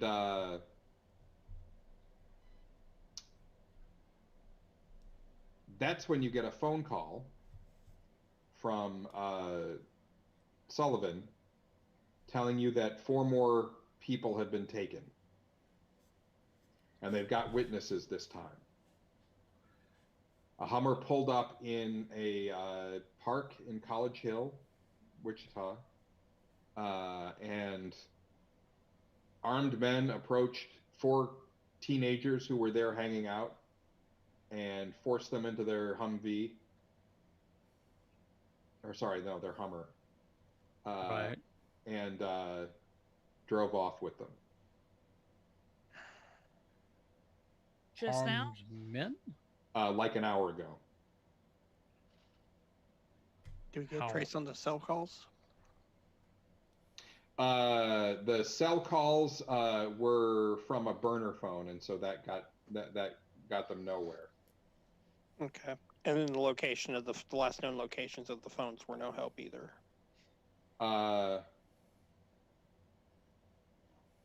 They may not have been able to get that yet either. It was on campus. That's all that Okay. they were able to tell. And you've got your stress back. Looks like we probably need to head back to town. Oh, yeah, I Figure did. out- I don't think we have any other connections as far as locations go, do we? That would be useful here. Let's see. Oh, that's wrong. Well, we know where they dumped the bodies before. You That's after you they're get dead. a tip that the cops are able to use closed circuit TVs and tell you that they spotted the Humvee in question at the old Wichita Public Library building. Gosh. I was wanting to rent that for something too. Now it's going to be all permanently stained somehow. Psychically inappropriate. Yep. Some villains just have no sense of class. Yeah, that's the problem. Well, we definitely need to try to do what we can to save the innocents here. Unfortunately, we're a bit away from town. Is there anyone in town that we Back can to the contact? machine. You can see, well, somebody with a relationship with the police could try and call in some favors and have them go ahead of you guys, or somebody else might go. This would be an opportunity to explore your indebted features. Each one of you has a track for indebted, and those are checked off as you ask for favors or help from people and then owe that stuff back. If you fill up that track, you can get into big trouble. But you think asking the police to storm a location or go in looking at a location Right. that you think that would be at Tad, least 3. Kellogg is never faster. Sorry, you think that? Well, you think that what? Kellogg is never faster. No. What were you saying, John? It would take about 3 points of indebted to for somebody to convince Sullivan to send SWAT in there. Wait. Like that. 3 points of indebted to convince the detective who asked us to look into this that the murderers in question have gone to the public library building downtown and it should immediately be investigated. Do you know how much paperwork that she has to push through to get that to work? She's special investigations. It's really just a question of how much are you able to convince her to believe the evidence that you have, which is based on some stuff that she doesn't quite believe in. You know, Let me talk to her. here, you're going. I'm going to put you on with my assistant, and we're going to be right there, and we're going to handle the problem. We're just going to do it 2 hours after everyone dies. Here, I hand her to. Look, Savannah. And then we're gonna get. I'm gonna get into Horrible my names. car, which is really Look. fast, and we're gonna go. Yeah. Look, Savannah. Maybe we You could get owe me a favor. This needs to be done. I promise you, it will pan out this time. Okay. So you're cashing in the indebted from the backstory stuff. That works for me. So she trusts you. She trusts your instincts. She sends the cops in. By the time you guys arrive at the library, they have secured the location. There were about a half dozen survivalists there that had set up shop there. They found no sign of Lenore or the 4 abducted kids, and so Sullivan is pissed that the kids weren't there. And these guys who shouldn't have been squatting there just got stormed by SWAT, and there wasn't real reason to do that. Well, that's on her. However, Okay. those of you that are sensitive to the magic of things, you have heard stories that there was a way into the Never Never in the basement of the old library. And the Never Never is the land of fairy where that connects the blah, blah, blah. Part of the Dresden universe. So you suspect that if the kids weren't there, that Lenore may have known where that was and be able to and have used it to go somewhere else. Was the vehicle there? The vehicle was there. Okay, so this is likely where they brought the abductees. Yeah. All right, let's. There's even little tiny circumstantial evidence, like, you know, grass from boot tread and stuff like that would probably match up to the park if you wanted to take time to try and identify it. I'll But sniff around. Feels like you guys have to move faster than that now. Yeah. Right, Jackson, you may want to smooth things over with the detective a little bit. With your inimical charm, of course. Going to head to the basement, Yep. gentlemen. Heading down to the basement. Heading down to the Basement. basement after I flip her off and walk away. Wait, Jackson, you coming? Walking ahead, Jackson's just walking backwards, going. I like it. I like it. All right. So Indemnify this. you guys go into the basement. Another false SWAT incident in which Do we take the elevator? The elevator opens on both sides. There's no power in the building. Oh, I guess not. So All right. take the stairs down.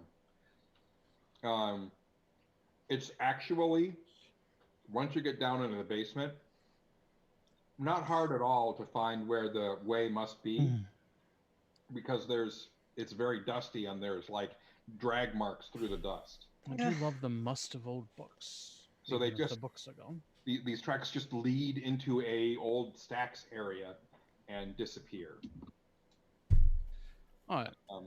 And This appears to be the place. And Javier, you are familiar enough with the ways to be able to open it and be able to get through. I'll take out a sort of a crystal bowl and start rubbing something along the outside that makes it sing. Yeah. So that you can't quite see. And speak a word of power that opens the rift just slightly, climbs up so that we can slide through, and then I'll step through where nobody can probably see. There's a place to step until they see me step through. All right. So And then, reach back out with my hand and Like, do a come hither thing. all right. You guys enter the Never Never. Because this always turns out well. not Of Of again. course. what could go wrong? The Never Never. This part of the Never Never is where part of the Summer Court's territory. So it is meadow, it is flowers, it is green and tall grasses and stuff like that. But it is hot. The sun is beating down. You guys are having to march through this, and you can feel you're just hot and sweaty, and you didn't like have time to grab a bottle of water or anything like that, and you're following this path, but you can hear like streams off to the side where you might be able to go get a drink of water and just relax. Nobody do that. You feel, you can see some shady areas where you might be able to go rest and just relax for a little bit. Also, we'll end up leaving you here. So I need to know how you guys are going to try and resist the lure of this, the more restful options than staying on the path. I'm going to remind everybody exactly what happens, repeatedly. Should you eat or drink anything in the Never Never, or decide to lie down and take a Rip Van Winkle. Time is super different here. I would never steal one of those. All right, so you guys need to overcome the influence of the Never Never. I'm going to be very particular about it, detailed in where the information comes from, and basically use my intellect. All Yeah, right. yeah. I got bored listening to your speech about halfway through, you know. Well, you know, that is your bad roll, not my good one. All right, so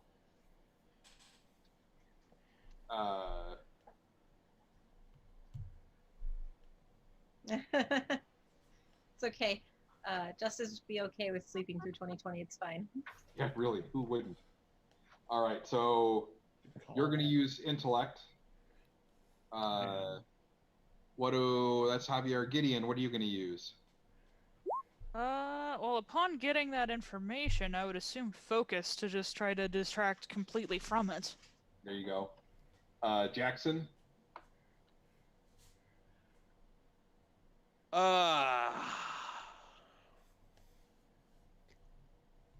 There's probably a water fountain on the 3rd floor you can go back and use to try to.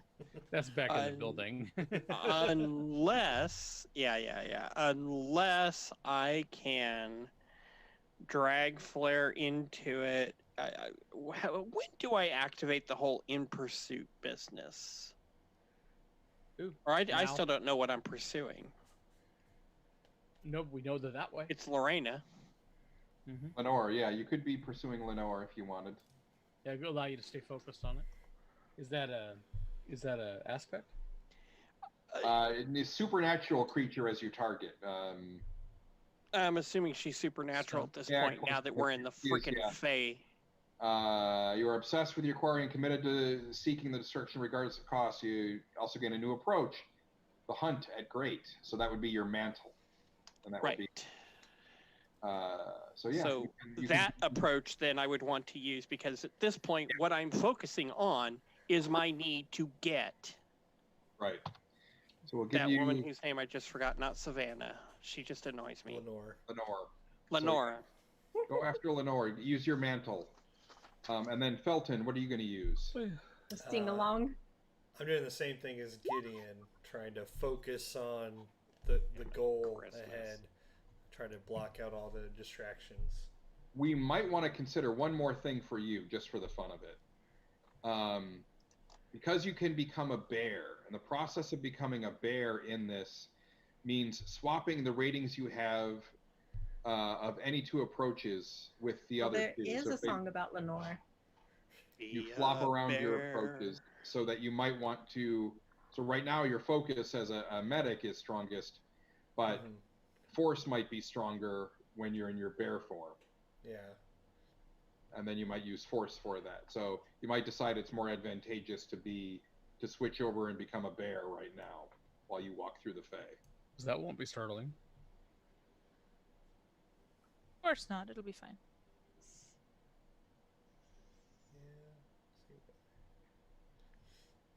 So yeah, you pick two different sets of two and swap them.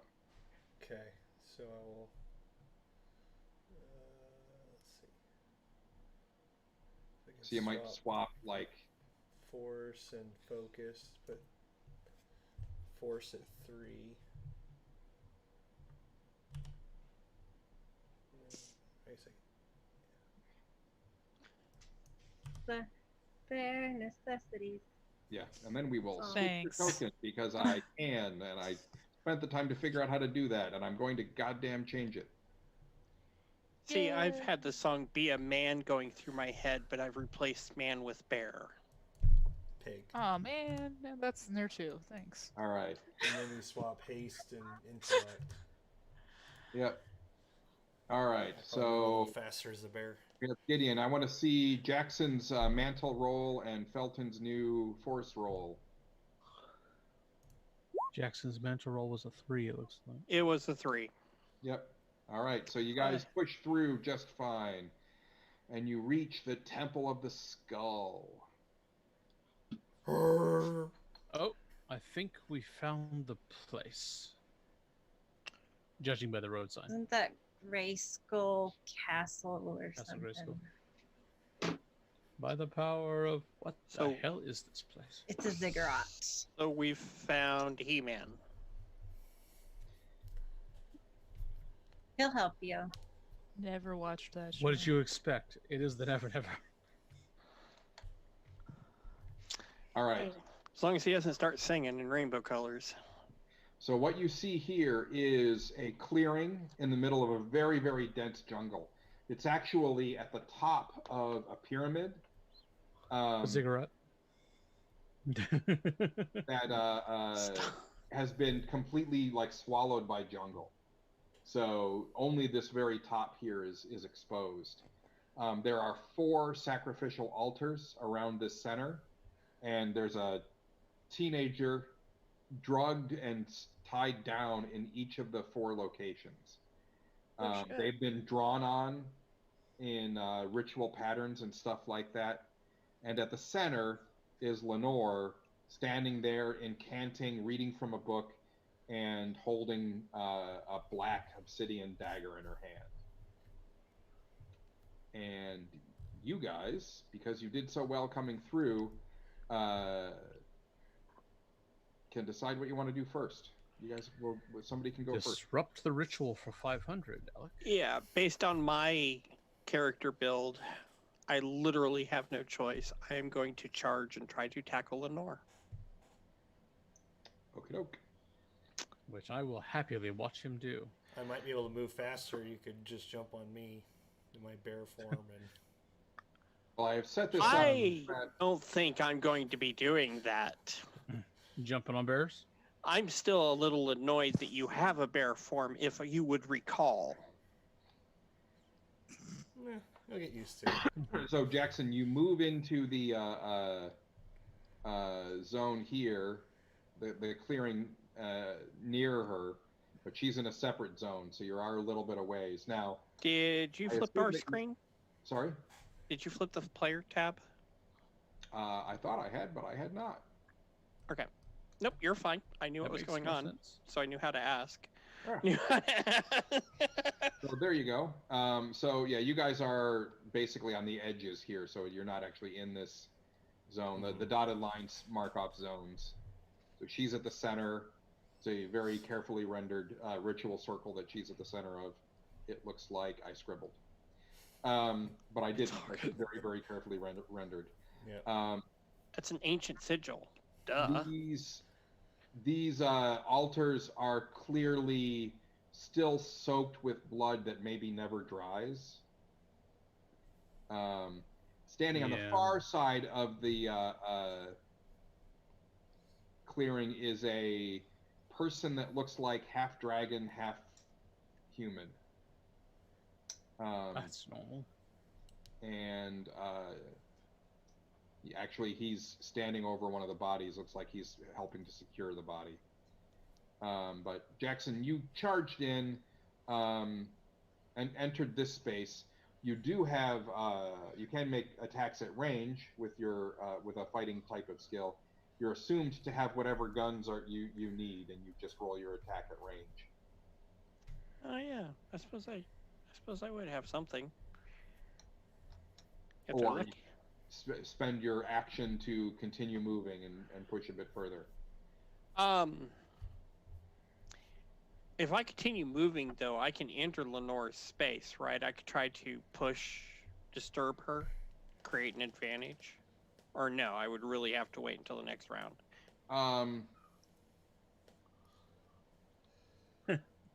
My whole attack there is movement.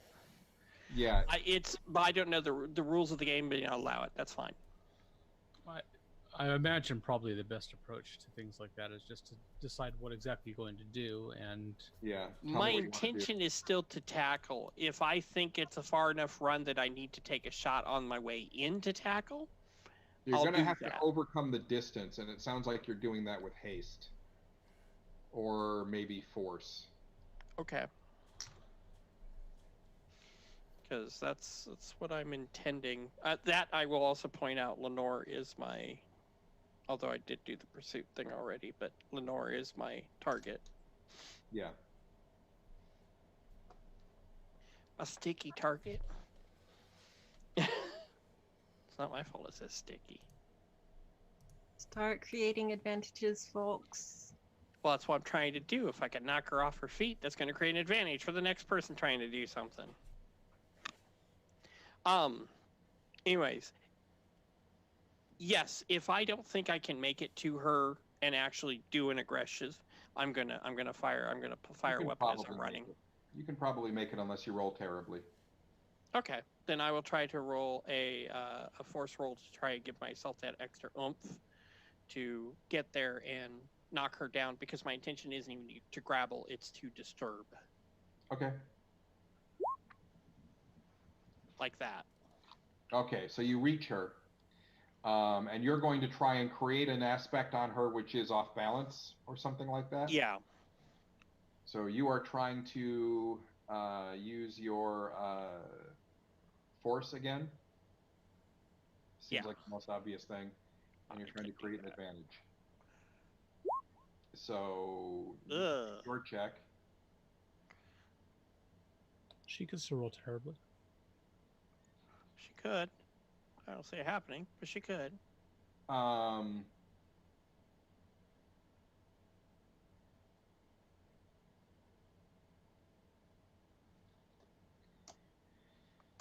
So she sees you coming and with a flick of her wrist tries to position some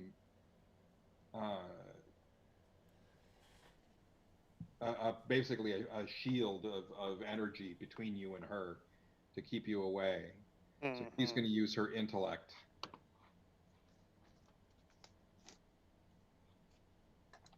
Which is So she gets a 3. So she's got you beat by 2. she does. Now, as a defense, that doesn't cause me stress, does it? No. You fail. You don't create the aspect, or do, but your opponent gets the free invoke. So I think in this case, you probably just don't manage to do it. She holds you off. She puts up a magical barrier and holds you off. Well, that's cinematic. Oh, I love the little bear token. Unless you wanted to do something different with it. No, All that's right. exactly what my character would do. That's exactly how I saw it playing out. Okay, Well, who's going to go if next? it didn't succeed. I'll follow behind. Does All right. bear form give a bonus on bull rushing? If he invokes it. So you want to charge her as well? Yeah, let's try to. I was going to say, I would Tag like team to, while he's running, pull out an old elfin flute that I have and see if I can't invoke some of the strong presence of summer to diminish or damage that shield. Create an advantage for... Yeah, I'm a The caster. I'm gonna Okay, do so you guys want to change the order of who's going? Yeah, And that's Javier, fine. Brian. Okay, so that will be an attempt to again create an advantage. This time you're weakening her, drawing Just- away her shield. Can I use guile? Yeah. I think. Let's see. Now, but you're a focused practitioner, and your wizardry is all around recovery and healing. So I don't know what narrative gives you what you have gives you permission to do this magical act narratively. I think as immortal lore keeper, having studied various magics over the centuries, having the opportunity to learn everything I can about the Never Never as well, I'm wanting to kind of invoke some of the healing power of summer, some of the rejuvenating power here to kind of wash away wicked energies and such that might be invading its space.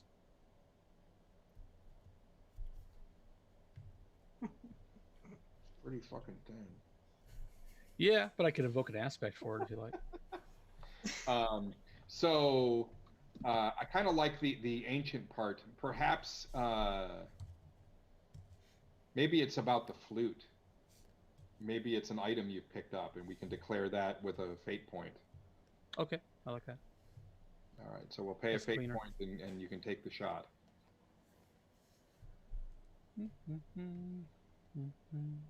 Just don't want to be totally useless in the scene.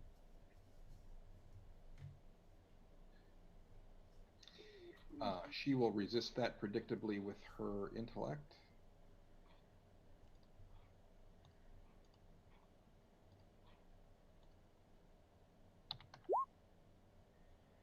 She does. She does. Her magic is too strong. All right, so then the bear. You're gonna have to make a check to crash through into the center there and join Jackson. Okay. There's probably something I can use force to try to just Yeah. full speed. Just want to not get a 0. Yeah. You powered on through. All right, so you crash through. What are you gonna try and do? I mean, I say bull rusher basically. I'm Knock her down or attack her or? kind of, yeah, probably knock her down. I mean, that's definitely the bear thing to do is to try to knock something down. So that's create an advantage. Yep. With force as I'm trying to just bull rush right through. With 3.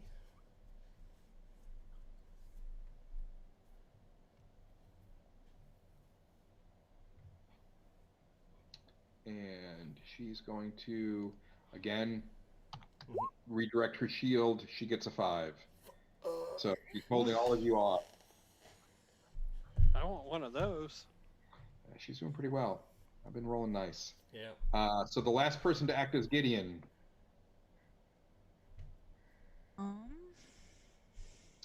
I will point out one thing, Gideon. You are what is it? Otherworldly. You're the Yes. level 3 scale.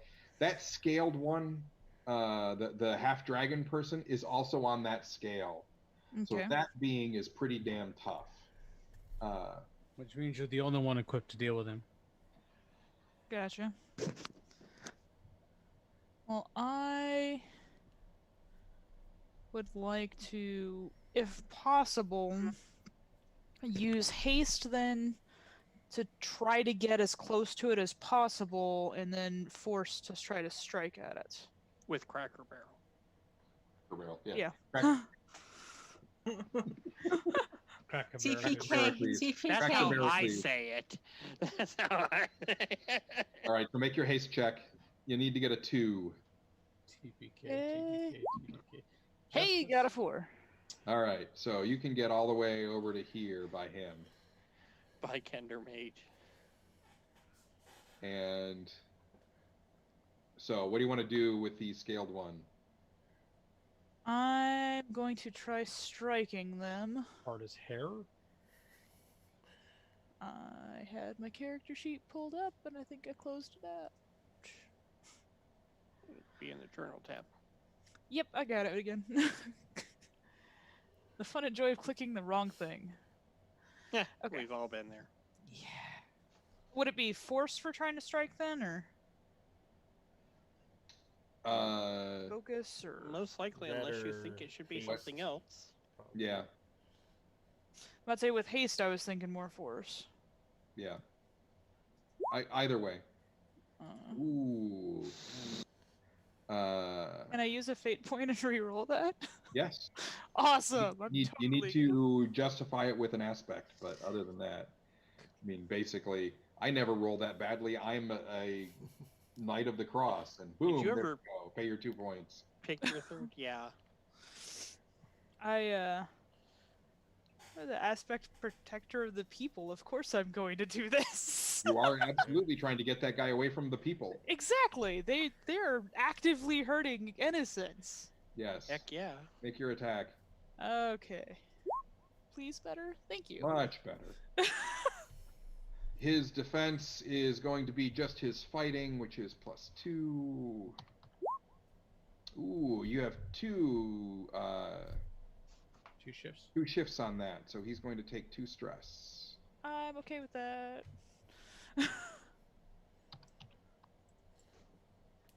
And that makes it, all of you guys have gone. Who will you like to go next, Lenore or the scaled one? Would I like to go next? Yes. you One of my choose. guys. No. The only ones who haven't gone yet are Lenore or the scaled one. You have to pick one of them. Scaled one. He's facing you. He is skilled at fighting and finding loot and terrible at kindness and creative thinking, which tells me that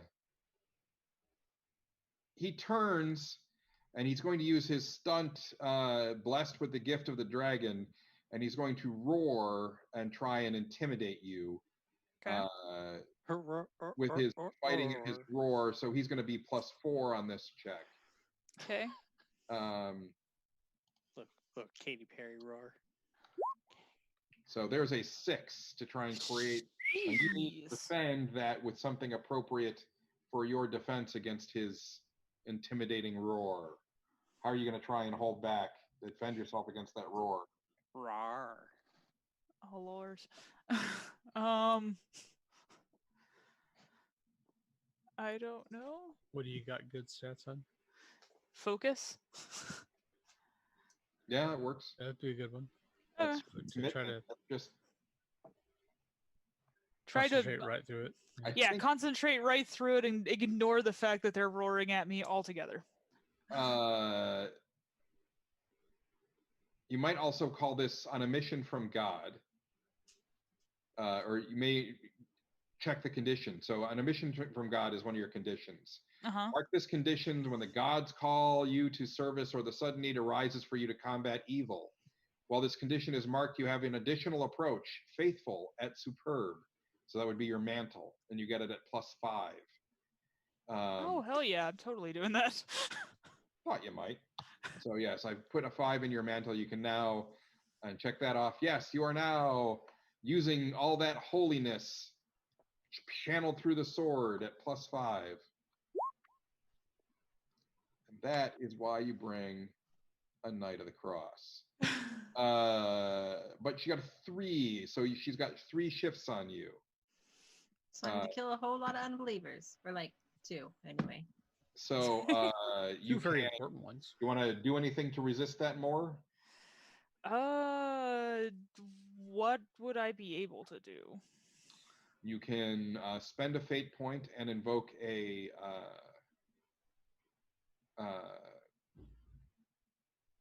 one of your aspects in a way that would be appropriate for defending. At this point, I would probably just take it on the chin and hope to not have to do that again. Actually, yeah, it sounds like a good plan. It was, how many am I taking? 3? 3, so you still have 3 stress. Yeah, let's hope that doesn't happen again, but yeah, we'll go with that. All right. Then Lenore goes, and Lenore is not happy about the bear and the other guy, the punchy guy, and she definitely wants to do something about that. I can't imagine she would be happy.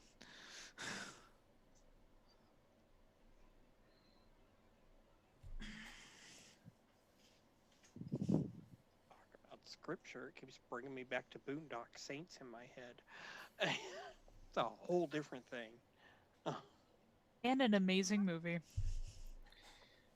She is going to step back into this zone, and despite the scale disadvantage, she's going to try and do something about this Knight of the Cross, which is really the biggest threat here. But what she's going to do is try and make it easier for the scaled one.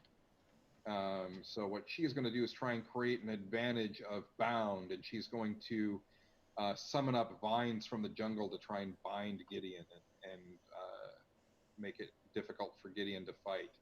So that's going to be using her intellect. And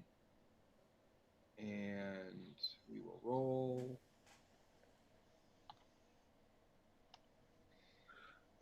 And I'm going to spend a fate point and invoke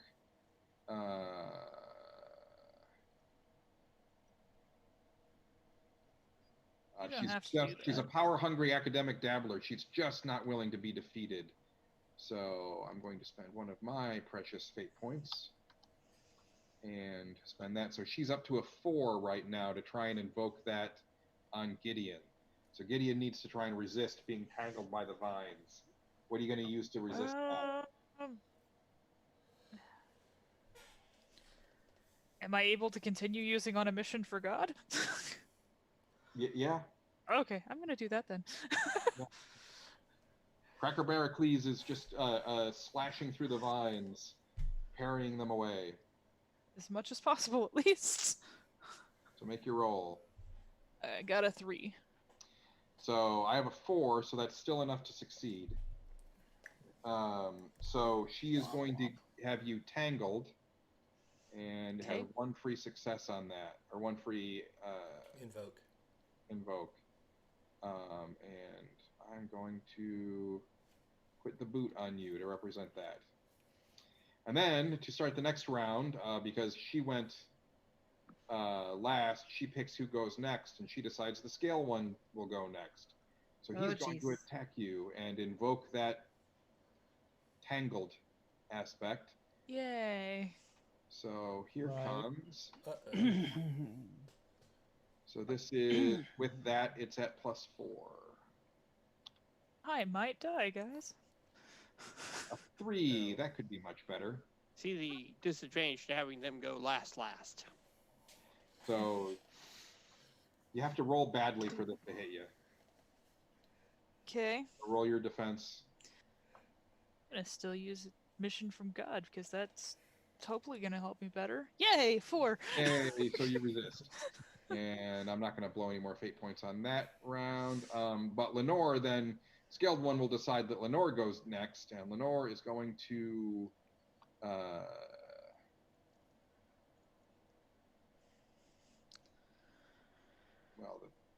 you're still tangled, but she doesn't get a free invoke on that anymore.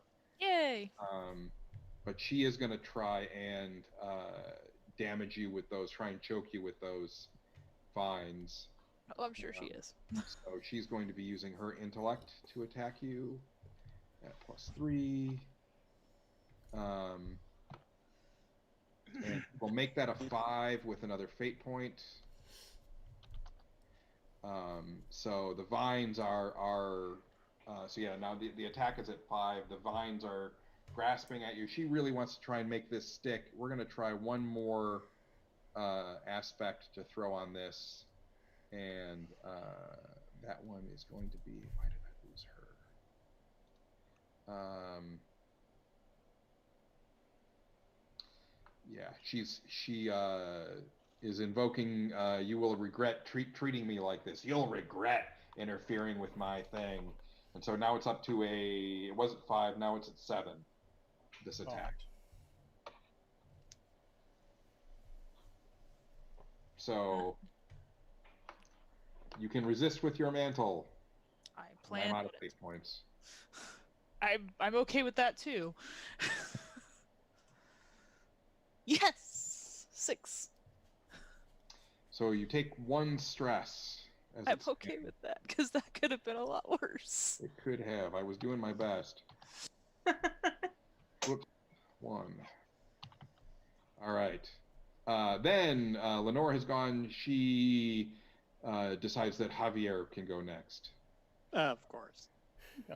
Well, I'm going to take advantage of the fact that she's on the other side of the ziggurat now to see what it takes to free someone.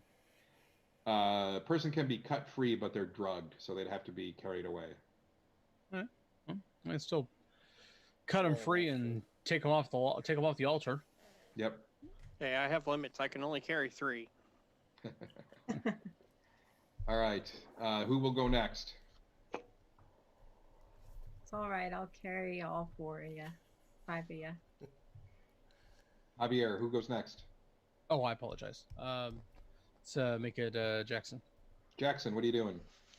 I am charging Lenore because she is my quarry. Yes. I don't know what the word means, but I'm charging her anyway. But yeah, that's I intend to strike at her, and so this time I had plenty of movement, so I'm just doing a full-on fist attack. I am utilizing my in pursuit aspect, so I get to use the Great Hunt. Okay. And I roll a 5. She will resist with her intellect and roll a 4. She will take 1 stress. Yeah, it's better than 0. True that. Let's see. So who's going to go next? Oh, at this point, I'm going to go ahead and do Felton. Okay, Felton, what are you going to do?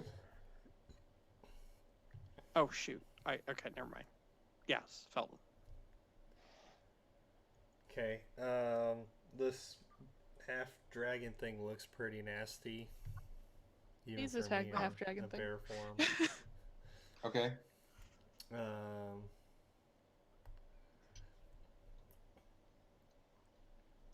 You going to try and tackle him? Eat him. Yeah, well, Sure to yeah, I'm say gonna something try to- pithy like y'all. Once again, you try to bear swipe him, try to knock him over, try to create an advantage for Gideon. Okay.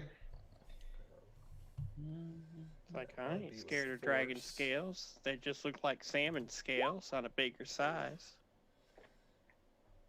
And I really want to make this advantage happen, so I think I'll burn a fate point. Burn it. And invoke I'm a freaking bear. Form of the bear, I think, is one of the. I'd say wait until you see how I roll Okay. before you decide. So I've got a 2. So yeah, you might want to. Okay, yeah. So I'll burn a fate point, invoking form of the bear. Heft it.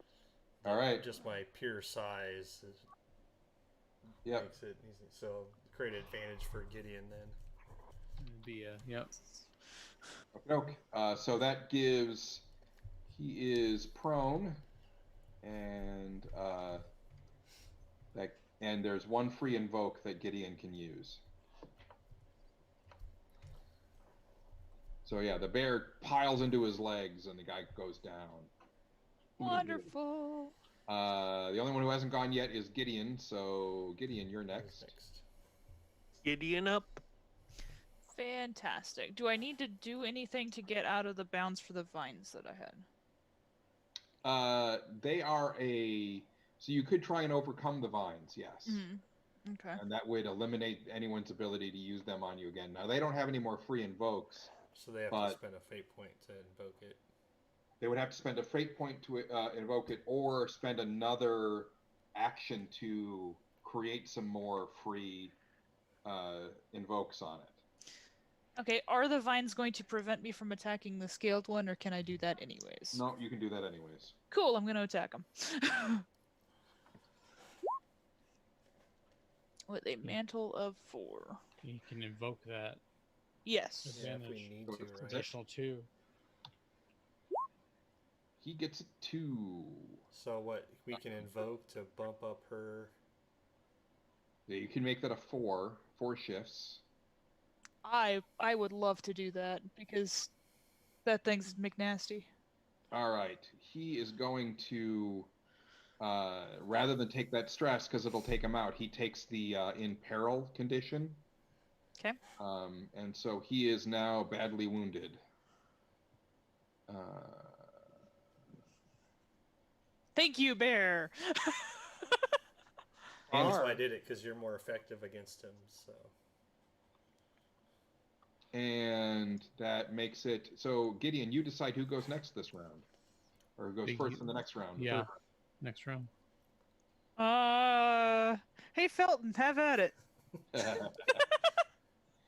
Okay, so I'll try to bite him as he's Okay. still there on the ground.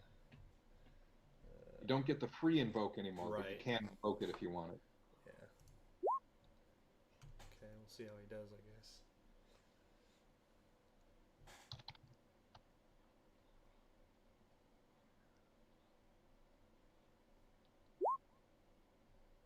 Three. So it's a tie. So on an attack, a tie is it doesn't harm him, but you gain a boost. Okay, I'll take that. Okay, so there's a boost. It's a free one time. It doesn't last. Mm-hmm. It does create a lasting condition, lasting aspect on him. But he's just stumbling. Is that good for anybody, or is it just me? You can let Gideon use it if you want. Okay, yeah, because I'd probably have Gideon go next. Yep, Gideon can go next. Oh yeah. I am okay with that. Let's strike again. 3. So that's really a 5. Okay, gotcha. Because of the boost, I got a 4. So he has 4 stress left. And he doesn't have anything beyond his in peril. You're doing 1 point to him. If you can find a way to do 3 more, you'll take him out.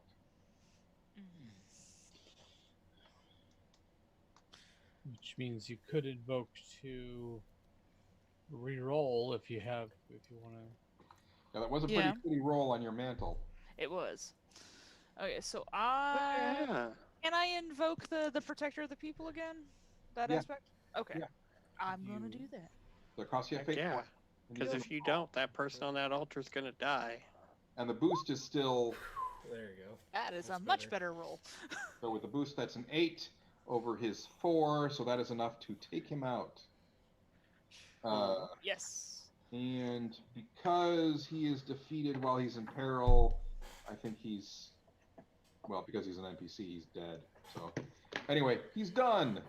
Scaled 1 is defeated. Lenore shrieks in anger and terror. Who's going to go next? Screwed. Who's gonna go next? Jackson, you're right on top of her. Go. I am. I'm gonna go swing at her hard while she's distracted. Watch me. And I'm still in pursuit, so I still want to use the hunt the great. All right. Watch me. Oh Jesus, really? She just barely holds you off. You do get a boost for next time. Oh, okay. I was thinking of whether or not I wanted to Benny because we're getting to that point. I think I have 3 fate points. You could invoke something. Helps Do the it. helpless. Do it. Oh, adrenaline brawler. Yeah. Oh, yeah. Definitely. All right. This So is- she takes 2 stress, unless you wanted to make it more. My wheelhouse. Unless I can pull something out with help the helpless. I mean, there's a helpless being right next to her. So I Yeah, will do that. If I could do that, then I'll do that. So I drop 2 fate points. You drop 2 fate points, and she is down to 1 stress. And that leaves Javier. Get somebody else pulled away from the. I'm just working on freeing guys. And Who goes next? Who starts the next round? I don't think I can do anything to heal other Lenore? people. Has Lenore gone? I think it's Lenore's turn. Yeah. Uh, Yeah, because we doubled up on this. yeah, this was the third round. Yeah, End so of the turn. she is going to. I wish it wasn't, but I think it is. Yeah, it is Lenore's turn. She is gonna. Man, what can she do? She's gonna try and blast Gideon because it's the one chance she's got to convince you guys that you should surrender. She is going to, yeah, just zap. Oh, only a 2. Why don't I have any Zap. fate points left? Roll bad with your mantle. That's a 5. Roll bad. Nope. Yeah, she doesn't. All right. So then she goes next. She decides she will go first in the next round. She moves to here and is going to try and flee. What do we got for approaches? Haste is at 0. That's good. She's going to use flare and try and throw down a smoke bomb. She's only +1 at flare, but it's better than 0. Yeah. So she manages to Non-miracle. get over to here, trying to run away. And she dares Javier to do something about it.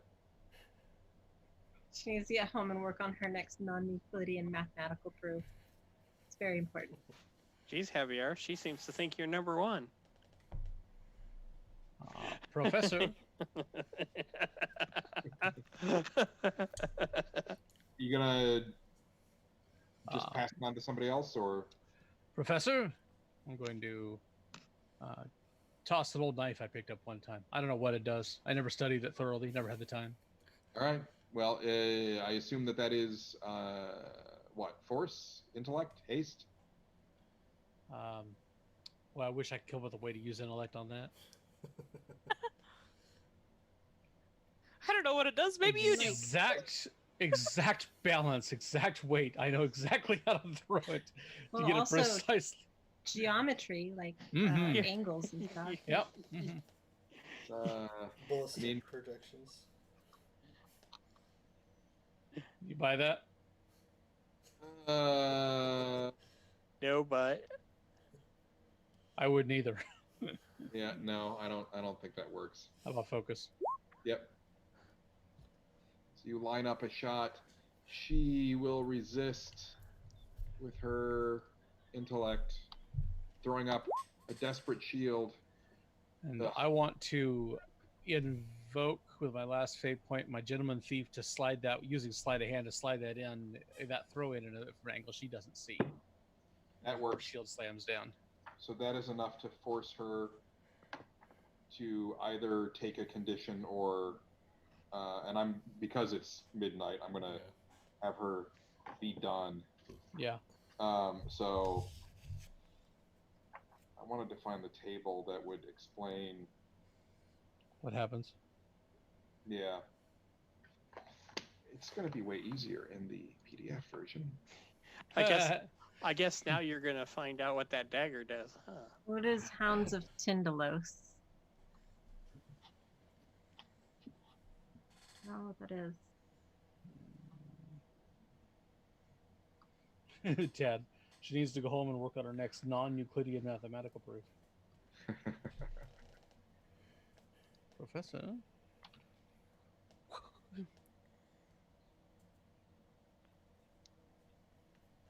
So you're taken out unharmed or with stress alone. Your opponent can only dictate that you abandon whatever goal you were pursuing and impose minor complications for the next one.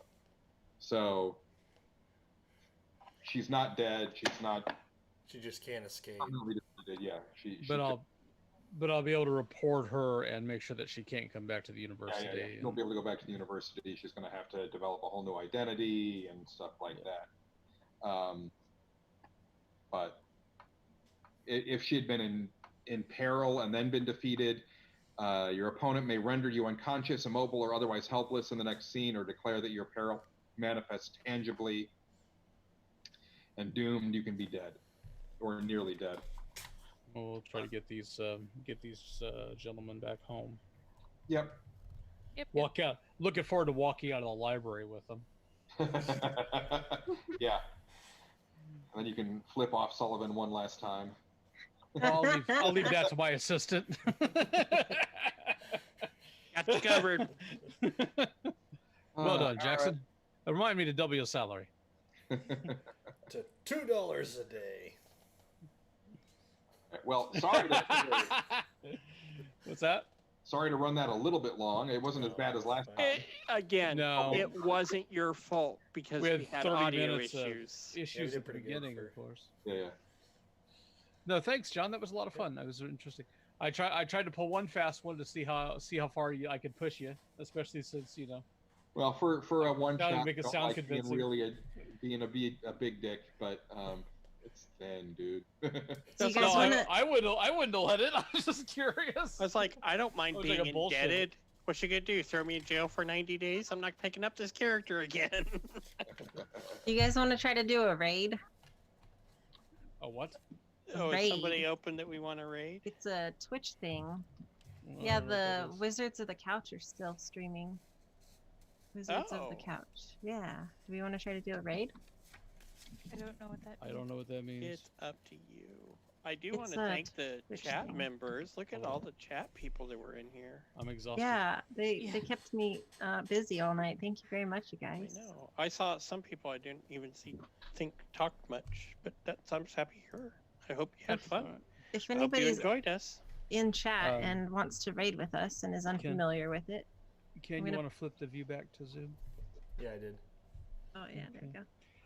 So that is the fourth episode, AP Showcase. We don't have exactly what we're doing the next one lined up yet. Vanessa talked about maybe running something. Yes. I don't think we're there yet, so we'll have it figured out though and make some announcements on social media. So be sure to tune in for that. That will be on the first Friday of August, I think. Sorry, I Yep, didn't just actually have be it. reading on my thing. That's awesome, So- Pearl. Thank you, Pearl. Hope you guys enjoyed it. Thanks for hanging out with us. If you hung out in the chat, thanks for checking us out. If you listen to it later, definitely let us know how you're enjoying these programs. We want to hear more feedback. Want to see what you guys think about learning these systems with us. If you Oh. already know the systems, obviously that's great too. We have a Discord now. And we have a Yeah. Discord now. can- So Email us at feedback@prismaticsTsunami.com. feedback at prismatictsunami.com. We also have our brand new movie podcast going on now at expositionstreet.prismatictsunami.com. Worth checking out as well. We're recording our second episode of that this weekend. Lots of stuff going on. So I saw thanks the again, Pizza John. Shop. Yeah, thank you. Ignore Ken. I'm teased. Appreciate you doing this. I like I said, I've always loved Dresden, and I felt like it would be really exciting to try this, and it definitely has given me a taste for wanting to do more. I really want to try, I think, the full-blown Fate version because I know Fate better. But this was neat. I think that yeah, we can talk about the mechanics another time. I'm really impressed with the way, because what this game does is demonstrate that the stripped down rules don't mean that you can you have to have a really stripped down game. Right. I was able to do anything I wanted to do with my character, and I cinematically make it play the way I wanted my character to play it. Yeah. And it's really interesting and really clean and really faithful to the subject matter. So I'm really impressed with it. Super fun game. Much enjoyed. I enjoyed it. Thank All you right. for running all the tech issues, Ken. We really appreciate you too. Yeah. Hopefully, I've got a way to picture throw of what it Kid under looks the bus like, some so more. I can, if Okay, I call. change it for whatever reason, then I can at least Take some maybe restore screenshots. it. Yeah. So I'm going to so if you guys are in chat and you haven't done a raid before, I'm going to put in the command and see if it works, and then it'll pop us all over to the Wizards of the Couch So show, and we can all say hi to them, okay? And Hang out Follow for a them moment or too. whatever, and then leave. yeah, Whatever. follow them too if you want, because they do They're awesome. games as well. So they're friends of Alright. they're our friends. Okay, Thanks, guys. so I'm gonna do this. All right. I'm gonna go. All right. Okay. Bye, John. Thanks Right. very much, guys. Yep, Thank you. thanks. Take care. You can stop the feed, Ken.